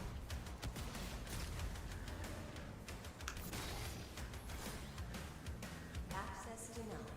Alright. Hello. How are you all doing today? Have you ever considered a lead ball to the face? It's glowing with Argent energy. Mace Blaster! No, still not a great name for it. I know they have an actual name for it, but I'm just not going to remember that, so I need to make my own. Alright. Woo! Let's go! This is one of the more fun new weapons, I actually think. I actually love this thing. It's literally just like a giant glowing ball on a cannon with a retractable chain, but it's great. The thing I don't understand, though, is how it runs out of ammo. Like, feels like you could just keep firing it. But game reasons. But gameplay mechanics, so, you know. Many famous recent musicians got their start in the Brony community. Music art and fanfiction galore. Yes, as I have said in the past, you have to be something very impressive to get your fanfiction sectioned off into its own personal site. Although recently fanfiction has kind of been divided between fanfiction.net and Archive of Our Own. Although a lot more people seem to be moving to Archive of Our Own, especially in the last few years. Fanfiction.net is kind of becoming a bit barren. Like, most of the fics I was interested in seeing updates for either stopped updating or just, like, moved to Archive as well. And so most of the time when I go look for fanfiction, I go to Archive of Our Own. Because fanfiction.net just doesn't have a ton of stuff. Although, there is one guy and special for fanfiction to become canon. Oh, right, some of the fanfiction did become canon. Yeah, I've only ever seen that in How to Train Your Dragon. Yeah, the Light Fury was from fanfiction first. I don't know if the creators knew that, but the Light Fury design was like OG fanfiction back in the day with like a white Night Fury as like a toothless love interest. Yeah, that's an old-fashioned fanfiction idea. There are several fics about it, and it happened in 3, which was hilarious for me personally. It's like, so did the author... My main question for How to Train Your Dragon 3 that I've never been able to answer is, so do the writers read the fanfiction and get the idea from that and just not mention it? Or did they happen to cross it by pure accident because it's such an obvious idea? It could be either or, because it was the 3rd movie, so it's plenty of time for them to have read the fanfiction. But, it is something I question. Oh, come on! How sturdy is that freaking grate? They really don't want non-authorized personnel inside the maintenance shaft, do they?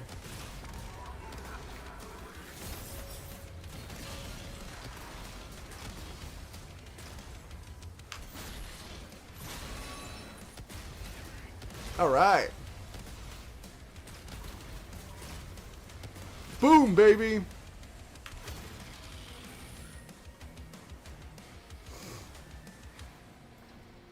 Haha! Yes! We still don't have the key. Boo! You gotta love it when there's indestructible glass that's more powerful than rocket launchers. Alright, time to go out through the wall. Yes, because we can break through solid stone walls, but not the inch-thick glass. Ah, look, we have to actually get colored key cards and everything. Very classic retro over here. We got a very retro vibe. We're so retro. We really are so retro over here in Doom. id Software takes only the finest retro bits to make their Bloody Massacre game.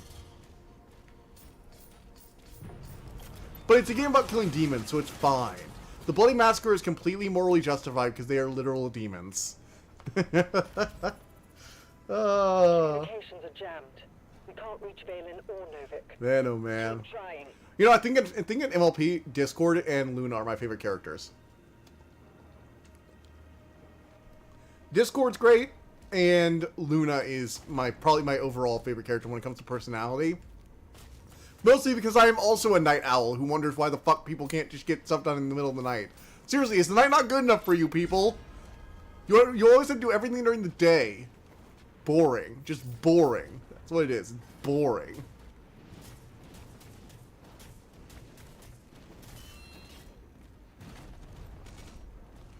Ugh. Let's go! New weapon! Ooh, pretty. What is this thing? Oh, look, it's a Warhammer gun, in that it takes skulls as ammunition. Oh, actually, okay, this is really funny. I think I posted this in the Discord chat earlier, but I was looking for pictures of the Agadon from, it's one of the bosses I fought during the previous stream, and I was looking for images of it in order to cut out the head and use it for the thumbnail. Learning about Discord, the chat program, after watching MLP, I was very confused. Funny.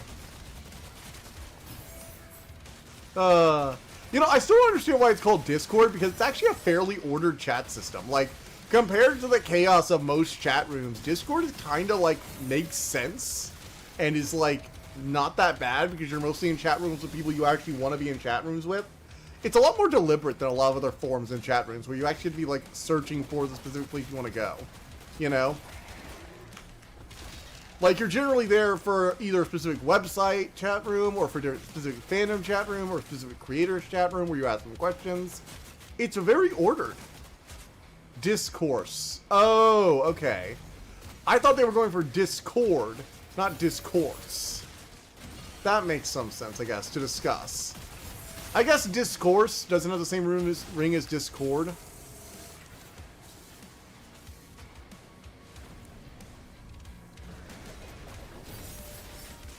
It's also not spelled with a U, so I actually kind of doubt that. Are you sure about that? Because it's not spelled with a U.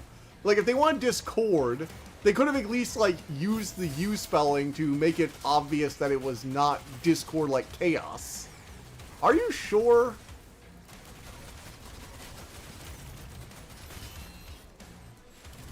Like, are you sure about that, or is that like an assumption you're making? Because I thought about it for half a second, and it's like, I think if they were going for that angle, there are different ways they could do it. They have the same Latin root. Okay.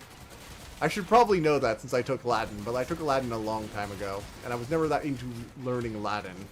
Not like Grant. God, my friend Grant. Grant was like way more into Latin than me. I will crush skulls and turn them into ammunition like a freaking badass. I will use demons' skulls to shoot their kin into bloody little pieces.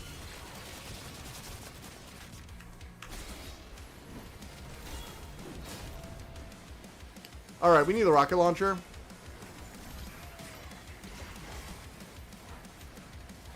Rocket launcher, where are you, little friend? There you are.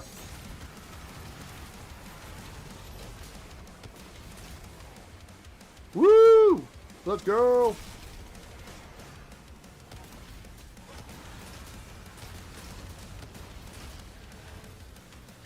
Alright!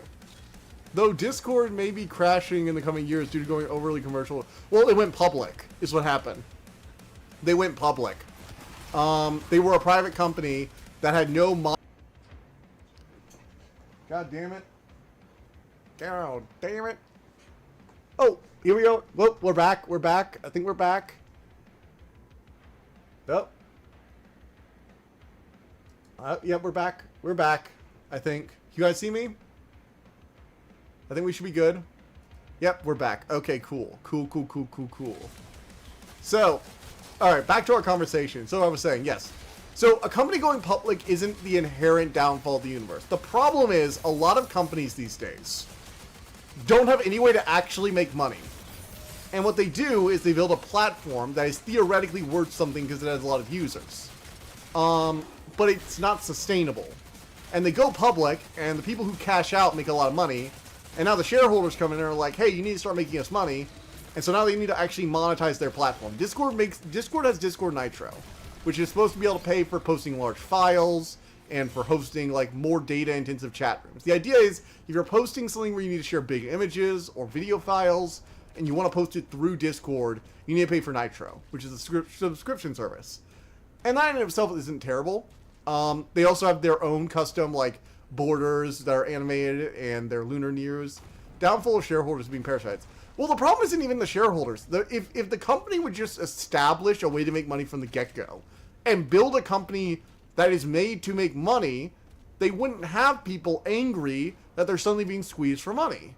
Because the problem is there is no way that Discord, as a free service that is used because it is free, is going to be able to continue to grow financially. They're probably losing money. I don't know that for sure. I haven't looked at their books. But yeah, they're probably losing money at the moment. They're probably not making enough money off Discord Nitro. And in the coming years, the shareholders can be like, hey, you sold us a company that had potential. We want you to cash in on that potential. And that's not necessarily, for all they complain about capitalism, that's not the shareholders' fault. They were promised a company that said it could be able to make them money. Now it's asking them to fulfill that promise. The promise is the people who made a private company fueled by venture capital money that had no way to make money. And then sold it to people as a way to make money. Because any free service is either harvesting your data to sell, or it's going to squeeze you later down the line. That's just the way things work. And we can keep hopping from free service to free service. That's fine. We're going to hop from this to growth mindset. We can, I mean, you don't have to have a growth mindset if you're private. Steam doesn't have to have a growth mindset. Steam has the whole market. They don't give a shit about their profits growing. The few thousand people who have any reason to care about Steam profits, which are the people who own Steam and the employees at Steam who enjoy their big bonuses, they're just gonna be the only ones who care. And for them, Steam continuing to rake in millions and hundreds of millions of dollars is fine by them. I don't think that anyone at Valve cares if Steam, because Steam is still a private company. Exactly. Shareholders care about things growing. Owners care about it continuing to make money. Unless you're trying to go public, in which case you care about selling your company as something that's theoretically worth something. I think that is the problem with our current mindset, is that everything has to become public and then grow exponentially. Or that things should be made with the intention of this thing is designed to attract shareholders and then make money later down the line. We'll figure out how it's supposed to make money later. This is just the idea phase, and we get everyone hooked. Look at Uber. Uber tried to pretend that they could fix taxis. You know, oh, we're going to do it so much better. And then it turns around and it's like, yeah, in the end, they're just as expensive as taxis used to be. Except now the taxi system is gone because they drove them out of business with, like, dirt cheap prices that could not be sustained. Venture capital money is evil. Just flat out. It should be illegal. Funding companies that way should be illegal. There should be regulations to prevent companies from essentially, like, there is something to be said for companies that need years one profitability to get to profitability, but they need to have a plan for profitability from the get-go. It cannot be this whole, we'll drive everyone out of business with dirt cheap prices fueled by venture money, and then become the monopoly and make all the money that they were making. Because we pretended there was a problem that needs solving and just made it worse. Because that's kind of what happens now. I don't really want to talk more about that because it's just depressing, but yeah. We're probably going to need to find new Discord soon. It's probably going to be TeamSpeak. TeamSpeak looks like it's going to be the new one. Which I'm fine with. We're just going back to what we used to use. If we bounce between these for a few years and then bounce back to this one when Discord becomes good again, whatever. Only downside is that a lot of old chats are going to be hard to use, which kind of sucks. Anyway, in more positive news, what's more positive that's going on right now? Let's think. There's a lot of terrible shit happening in the world at the moment. Oh, How to Train Your Dragon. I am going to go see that tomorrow. I'm going to keep an open mind. I think it's probably just going to be a worse version of the original, and the original is a dear classic to my heart. And I'm going to try and stay as objective as possible, but I don't think I can be objective when it comes to How to Train Your Dragon. I'm sorry. It's my bae. Star Trek. What's new with Star Trek? I actually don't keep up with a ton of Star Trek. I need to watch some more Next Generation. Ever since I watched that Sherlock Holmes episode, and that was really good, where the Moriarty program went rogue. That was really fun. I want to watch some more. I actually want to look up some more holodeck episodes. Do you have any recommendations for really good holodeck episodes? See above. See above. Growth mindset, Latin root. I don't see anything about Star Trek. See above.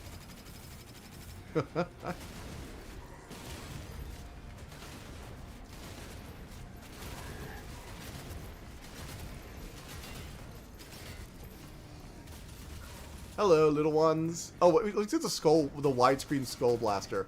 No, we need the other one, the wide shot skull blaster.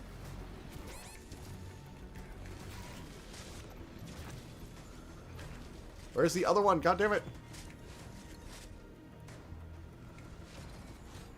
No. Here we are. There we go. This should take care of these guys pretty easily. There we are. Clearing out the horde, it seems. See live chat then. Oh, the Ferengi Commerce Authority actually made unprofitable companies illegal. Oh my gods. Oh, so Star Trek actually had the capitalist species.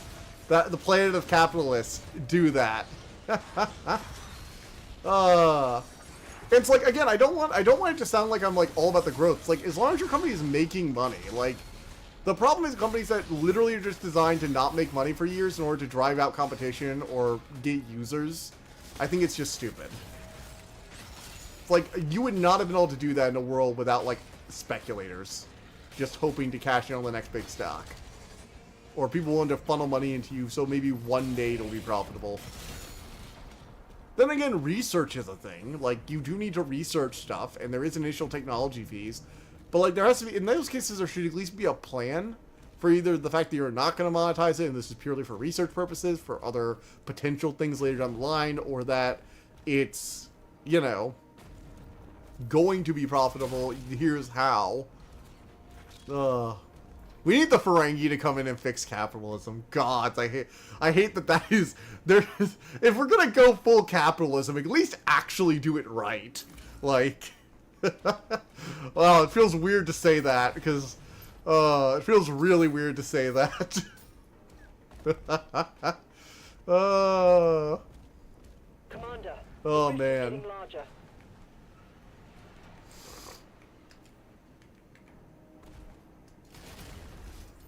No! Damn it! No, let me back up. Let me back up. Damn it. Oh well. Oh man. But no, I need to watch the more holodeck episodes. The few that I've seen have been really fun. Oh, I did watch some oh god, what was it? There was this episode where Spock got his brain removed. That was really cool. It was OG Star Trek, not Next Generation. Spock got his brain taken out by like a society who wanted to like study it or whatever. Ferengi don't have shareholders. They would never trust another Ferengi with their money. So it's solely proprietorships and very careful partnerships. I mean, a lot of times the scale is what turns it up to evil. Let's be real. Individually, people have too much responsibility and many greater than money. Many is money. Got it. I got that. I got it. Then money.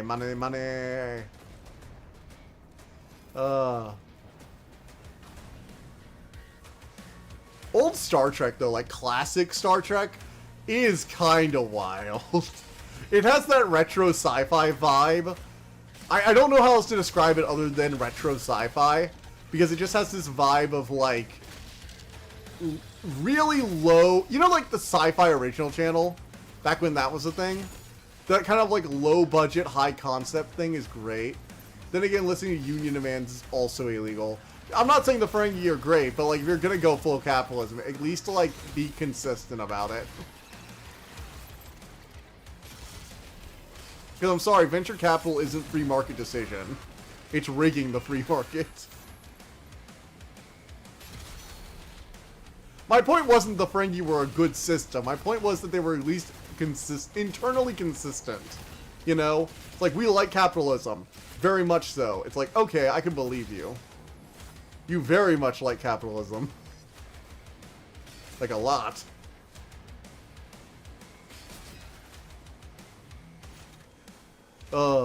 Actually, here's a fun fact, by the way. You know how China is like a communist? It says it's a communist nation. They're just not. Like, I learned something kind of wild recently. Apparently, and I might be wrong about this, but from what I've heard, apparently unions just aren't allowed. That's just authoritarianism. That's not even communism at that point. If you ban unions, I'm sorry, you're not communists.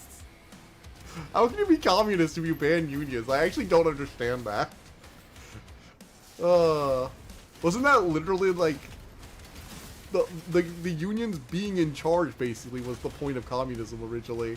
I know it's basically most of the major communist nations have just turned pure authoritarian, but like it's still funny to me that they're even calling themselves communists anymore.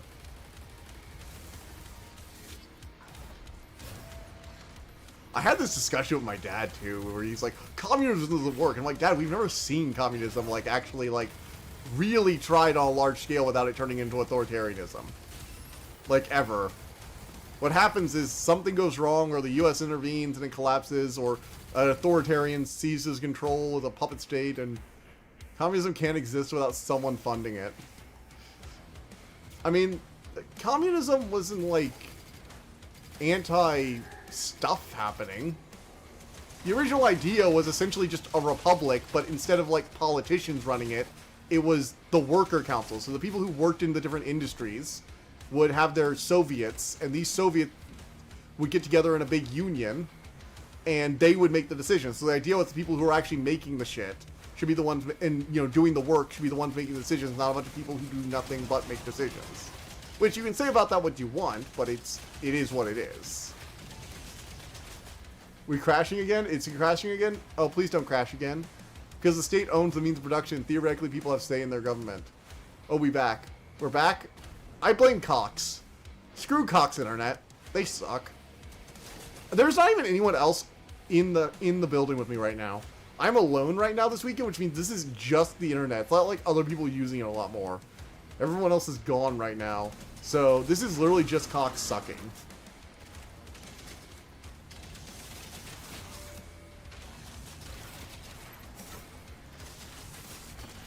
Boom! Get wrecked. Okay, where is everyone? Where is... Ooh, I got a challenge.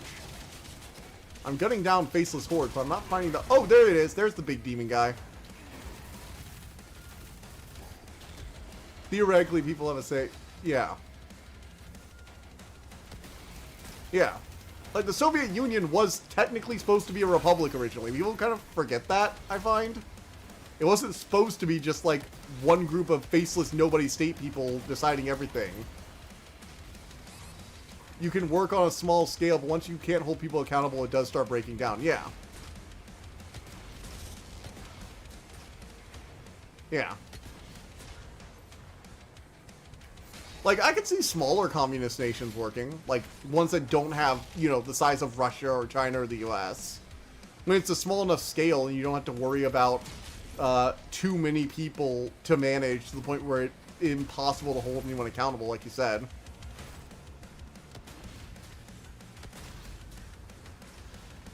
But currently, we don't really have any communist countries. We have a bunch of authoritarians who are still LARPing being communists.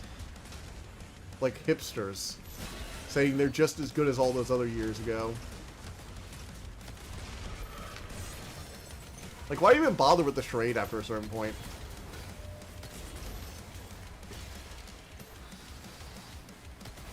Just say you're an authoritarian. Apparently that's fine now.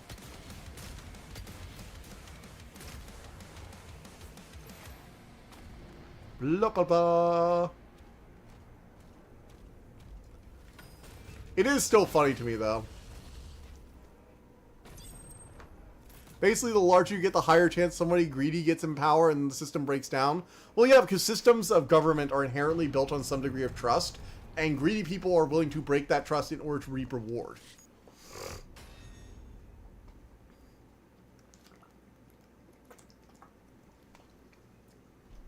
So, you know, that's just a thing.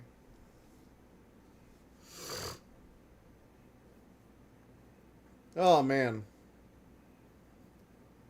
Anyway, next chapter. Let's go. I really do need to redo some of the older chapters and do some, like, challenges to try and get some more upgrades or whatever. But, yeah. So, moving on to something more interesting. I am about to start a new book. It's going to be the horror one I mentioned a while back. I've decided to give that one a go while I wait for some new fantasy stuff to come out. Let's see here. What was it called again? I'm trying to think.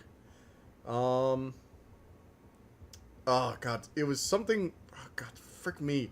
I know what the name is. It was like the weird horror one about something being in the drains and killing someone in a pool with shared values. Which means the only way to large-scale communism work is instead of a patchwork of small-scale communist areas with shared values, small-scale communist areas with shared values that unite together. So, like, a republic... yeah. Yeah. Well, and another issue is that a lot of times communist rebellions tend to have, like, big figurehead leaders. And when they win the communist rebellion, if they do, they don't always, because the U.S. sometimes gets involved. But if they do win the communist rebellion, then that leader turns into a war hero, and people tend to listen to what they say, and they get a lot of power. And we are lagging again. We're lagging again? Really? God damn it. Seriously. The hell. Anyway, there's gonna be this interesting new horror movie. I decided to do a horror book. I haven't done a horror book review, I don't think. I mean, unless you count... I don't know. Oh god, what was the weird one? Ordinary Monsters, I guess, kind of counts as horror. A bit. It was like, what if the X-Men were really fucked up and involved in death magic? Let's go! Laser beams atop dragons! I love our dragon. He is so cool looking. Look at this man. Also, what the hell? Where are all these tentacles coming from? Are we fighting Cthulhu? Or Hermaeus Mora? Because I gotta say, not a fan of fighting either of those guys. First tentacle destroyed. Seriously, look at that. That has to be like Cthulhu or something like that. Or a giant space octopus. which is basically just Cthulhu. Cthulhu. But with the internet, that area can be spread across the whole country and intermeshed with others. Yeah, modern communication is capable of great wonders.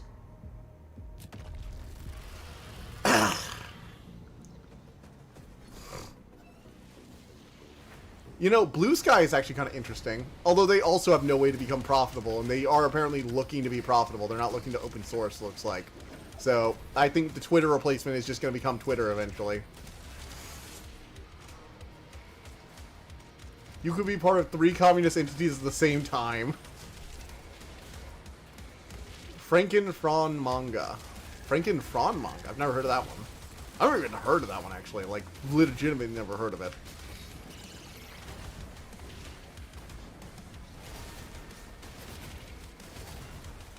Oh, look, we got a giant brain! With octopus tentacles! How dare you show me those horrid things! Be gone, hentai!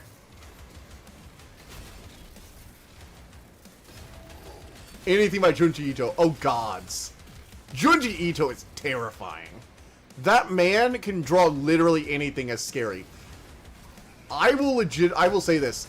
I've read Uzumaki. It is legitimately scary. Like, that thing, I'm not gonna lie, it actually kept me up a bit at night. And I'm not one who usually gets, like, scared by horror. But holy shit, Junji Ito is terrifying. Fight where we're taking our dragon to fight space tentacles. This is not the time, game. This is not the time. Alright, well, we're back.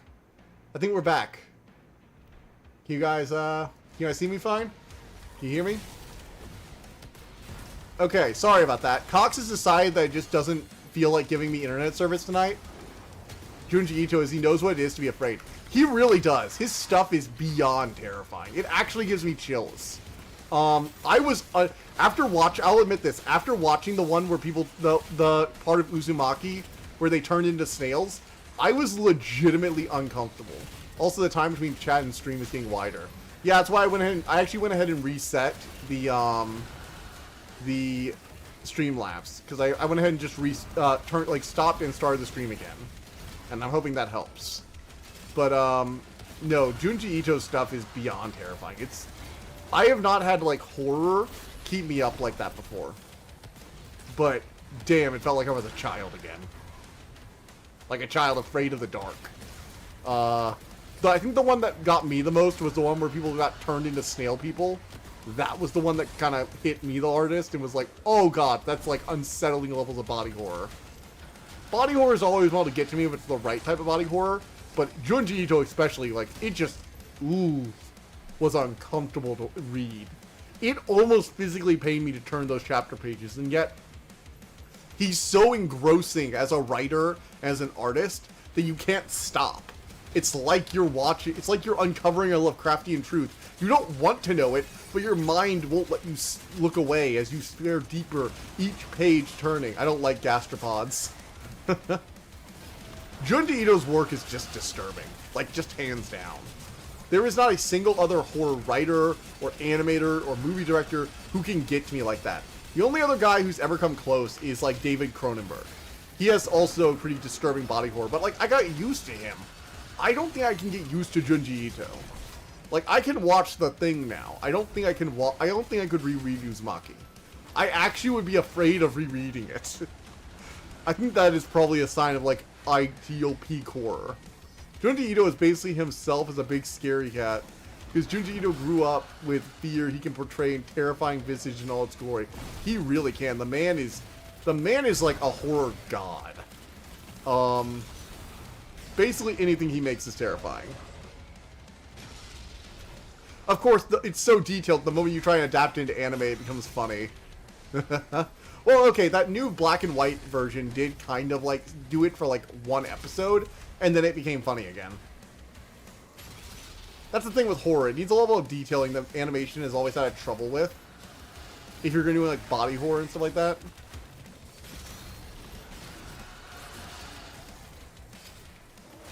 Although I think there are plenty of things that can be horrifying. I mean, hell, anyone who saw that Gravity Falls scene where Bill rearranged what was the name? Pacifica's dad's face, with like rearranging all the orifices or whatever. That kid's gonna have nightmares. Honestly, Gravity Falls is a great example of how to do decent horror in animation. Gate destroyed. I was never really scared of anything because it was for kids, but like you turn up the gore or turn up the intensity a bit, I could definitely see you taking some of those concepts and making them even more terrifying. Yeah, that was definitely it for me though. Like, jeez, Junji Ito's the limit for me. There's no one else that can top him when it comes to horror. I just don't see it happening. They rely on the black and white for the extreme detail and shading, and you rely on it being animated for being able to do all that detail. Like, imagine trying to do animation where every frame is that detailed. That's just a lost cause right there.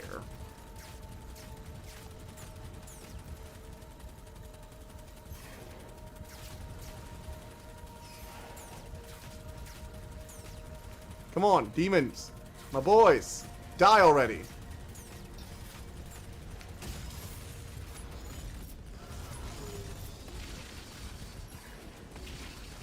Ooh. Die, please. Die, demon tentacle monster. Die. Problem with adapt, it really is. It's so difficult to adapt that kind of stuff. It's so of its medium. Actually, that's another. When something is made, when you have a piece of work that is like the best in a medium, it's hard to adapt it outside the medium. The Magnus Archives is the best horror podcast. Like, if you're looking for best narrative horror podcast, Magnus Archives, hands down. There's no contest. The only thing that comes close is the White Vault. And even then, I have to give it to the Magnus Archives just because of sheer variety. Whereas the White Vault is very much a specific thing. The Magnus Archives has like every kind of horror you can want. But the Magnus Archives relies on it being like completely audio. Like, there are literally parts of the show where you hear the stuff but don't see it. And the hearing is kind of the point. Like, it's eldritch stuff you can't see. It's Lovecraftian horror, which works really well in audio drama, actually, because you can hear the squelching and details and stuff like that that you wouldn't be able to like just do more than like repeat the words of in a book. But when you hear it, it adds even more horror to it, in my opinion. We're lagging again. Oh god, I am sorry, guys. Cox has just decided to be the absolute worst today, and I do not know why. The camera. My god, it is really just dropping like crazy, isn't it? Like, completely just dropping. Okay, trying it one more time. I'm just gonna kill the tentacle, and we're gonna quit for the night after this tentacle. Or after the boss or whatever is, you know, controlling them. Boom, boom, boom, boom, boom, boom, boom, boom. Blow him up, blow him up, blow him up. Alright. Oh, there's another demonic portal. We're probably gonna quit after this. Quite the skill to warp through the human body in ways that leave sliver of thought of what if. Yeah. Again, he has to have a really, really good imagination to think of that shit. I mean, like, the detailing he puts on it all, too. Like, it looks so uncomfortably real. Like, really uncomfortably real. Oh. Alright, we got one more tentacle up here. Come on, come on, come on. Please don't lag again, I beg of you. Cox, please, don't throttle my internet to nothing. We pay you money every month. You shouldn't be doing this to us. But you are, and I don't know why. Oh, we gotta kill this thing.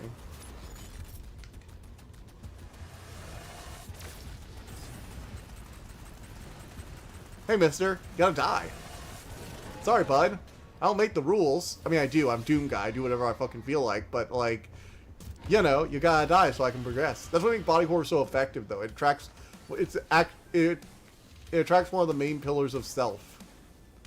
The physical form, yeah. Oof.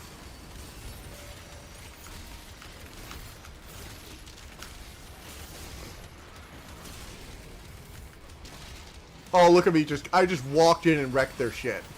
Look at that. Oh, look at me go. Look at me go, baby. Body, mind, spirit, the three pillars of self.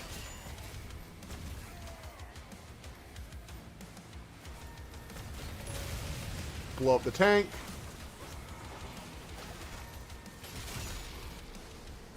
Oof.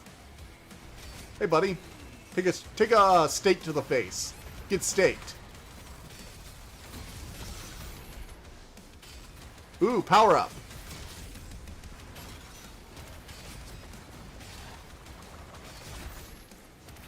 Alright, where's the other guys? Come on, we gotta get to the other generals or whatever to take them out.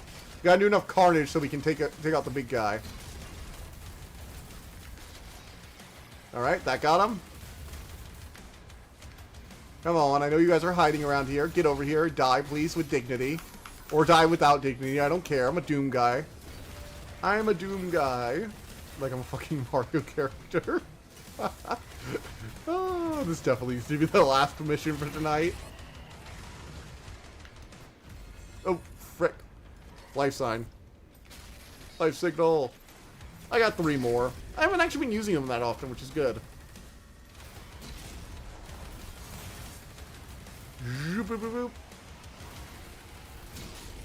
Okay. Hey, what is some wide range shit we got here? Oh la la. Just fire into the wide masses here. Firing into the masses. We've got some power moves. And we're gonna smack you out with this flail. It's not a mace, it's a flail. A mace has an actual stick. This just has a weak ass chain. Well, not that weak ass because Doom Guy's using it, but it's like still.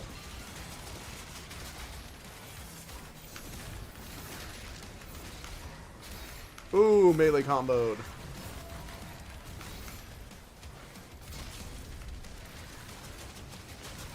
Whoa, yeah, boy. See ya. Alright, this is probably going to end pretty soon. Just gotta beat these frickin'... Alright, stop it. Stop it running around. Stop it. I'm breaking your armor now. You don't get to have armor. No. You misused your armor. It's going away now. It's going away. Now die, please, with some dignity, or I don't care if you die with dignity or not. So just die already.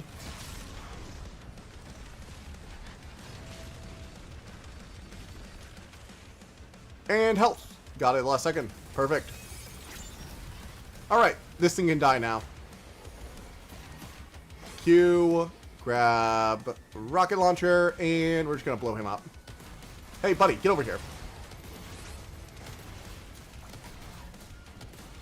Alright, will you stand still and die?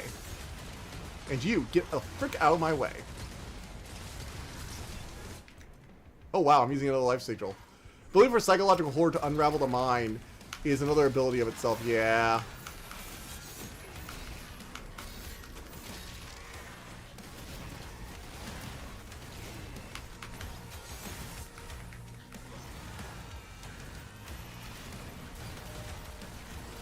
Alright. Okay, here we go. It's on fire. We're getting it, getting it, getting it, getting it.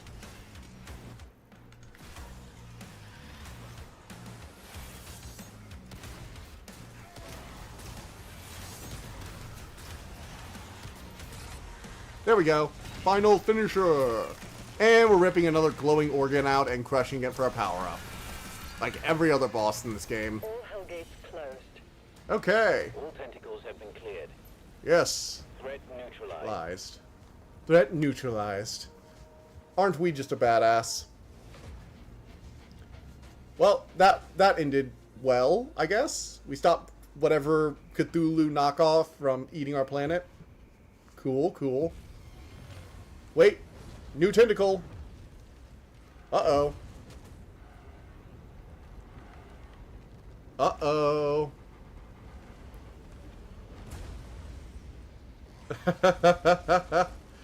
Get grabbed. Get grabbed, baby.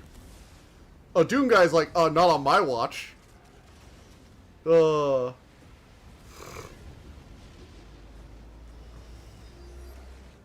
Ooh, we just missed it. We missed it. By like that much. Damn. Alright. Well, that's good for tonight. Ooh, I got 100%. Nice. See, I 100% the dragon missions where it matters. They also don't have as many achievements. Still, pretty cool, pretty cool. So I guess I will see you guys next time. Hopefully it will not be crashing as much. I really need to figure out what the deal is. Oh wow, it's already failed again, hasn't it?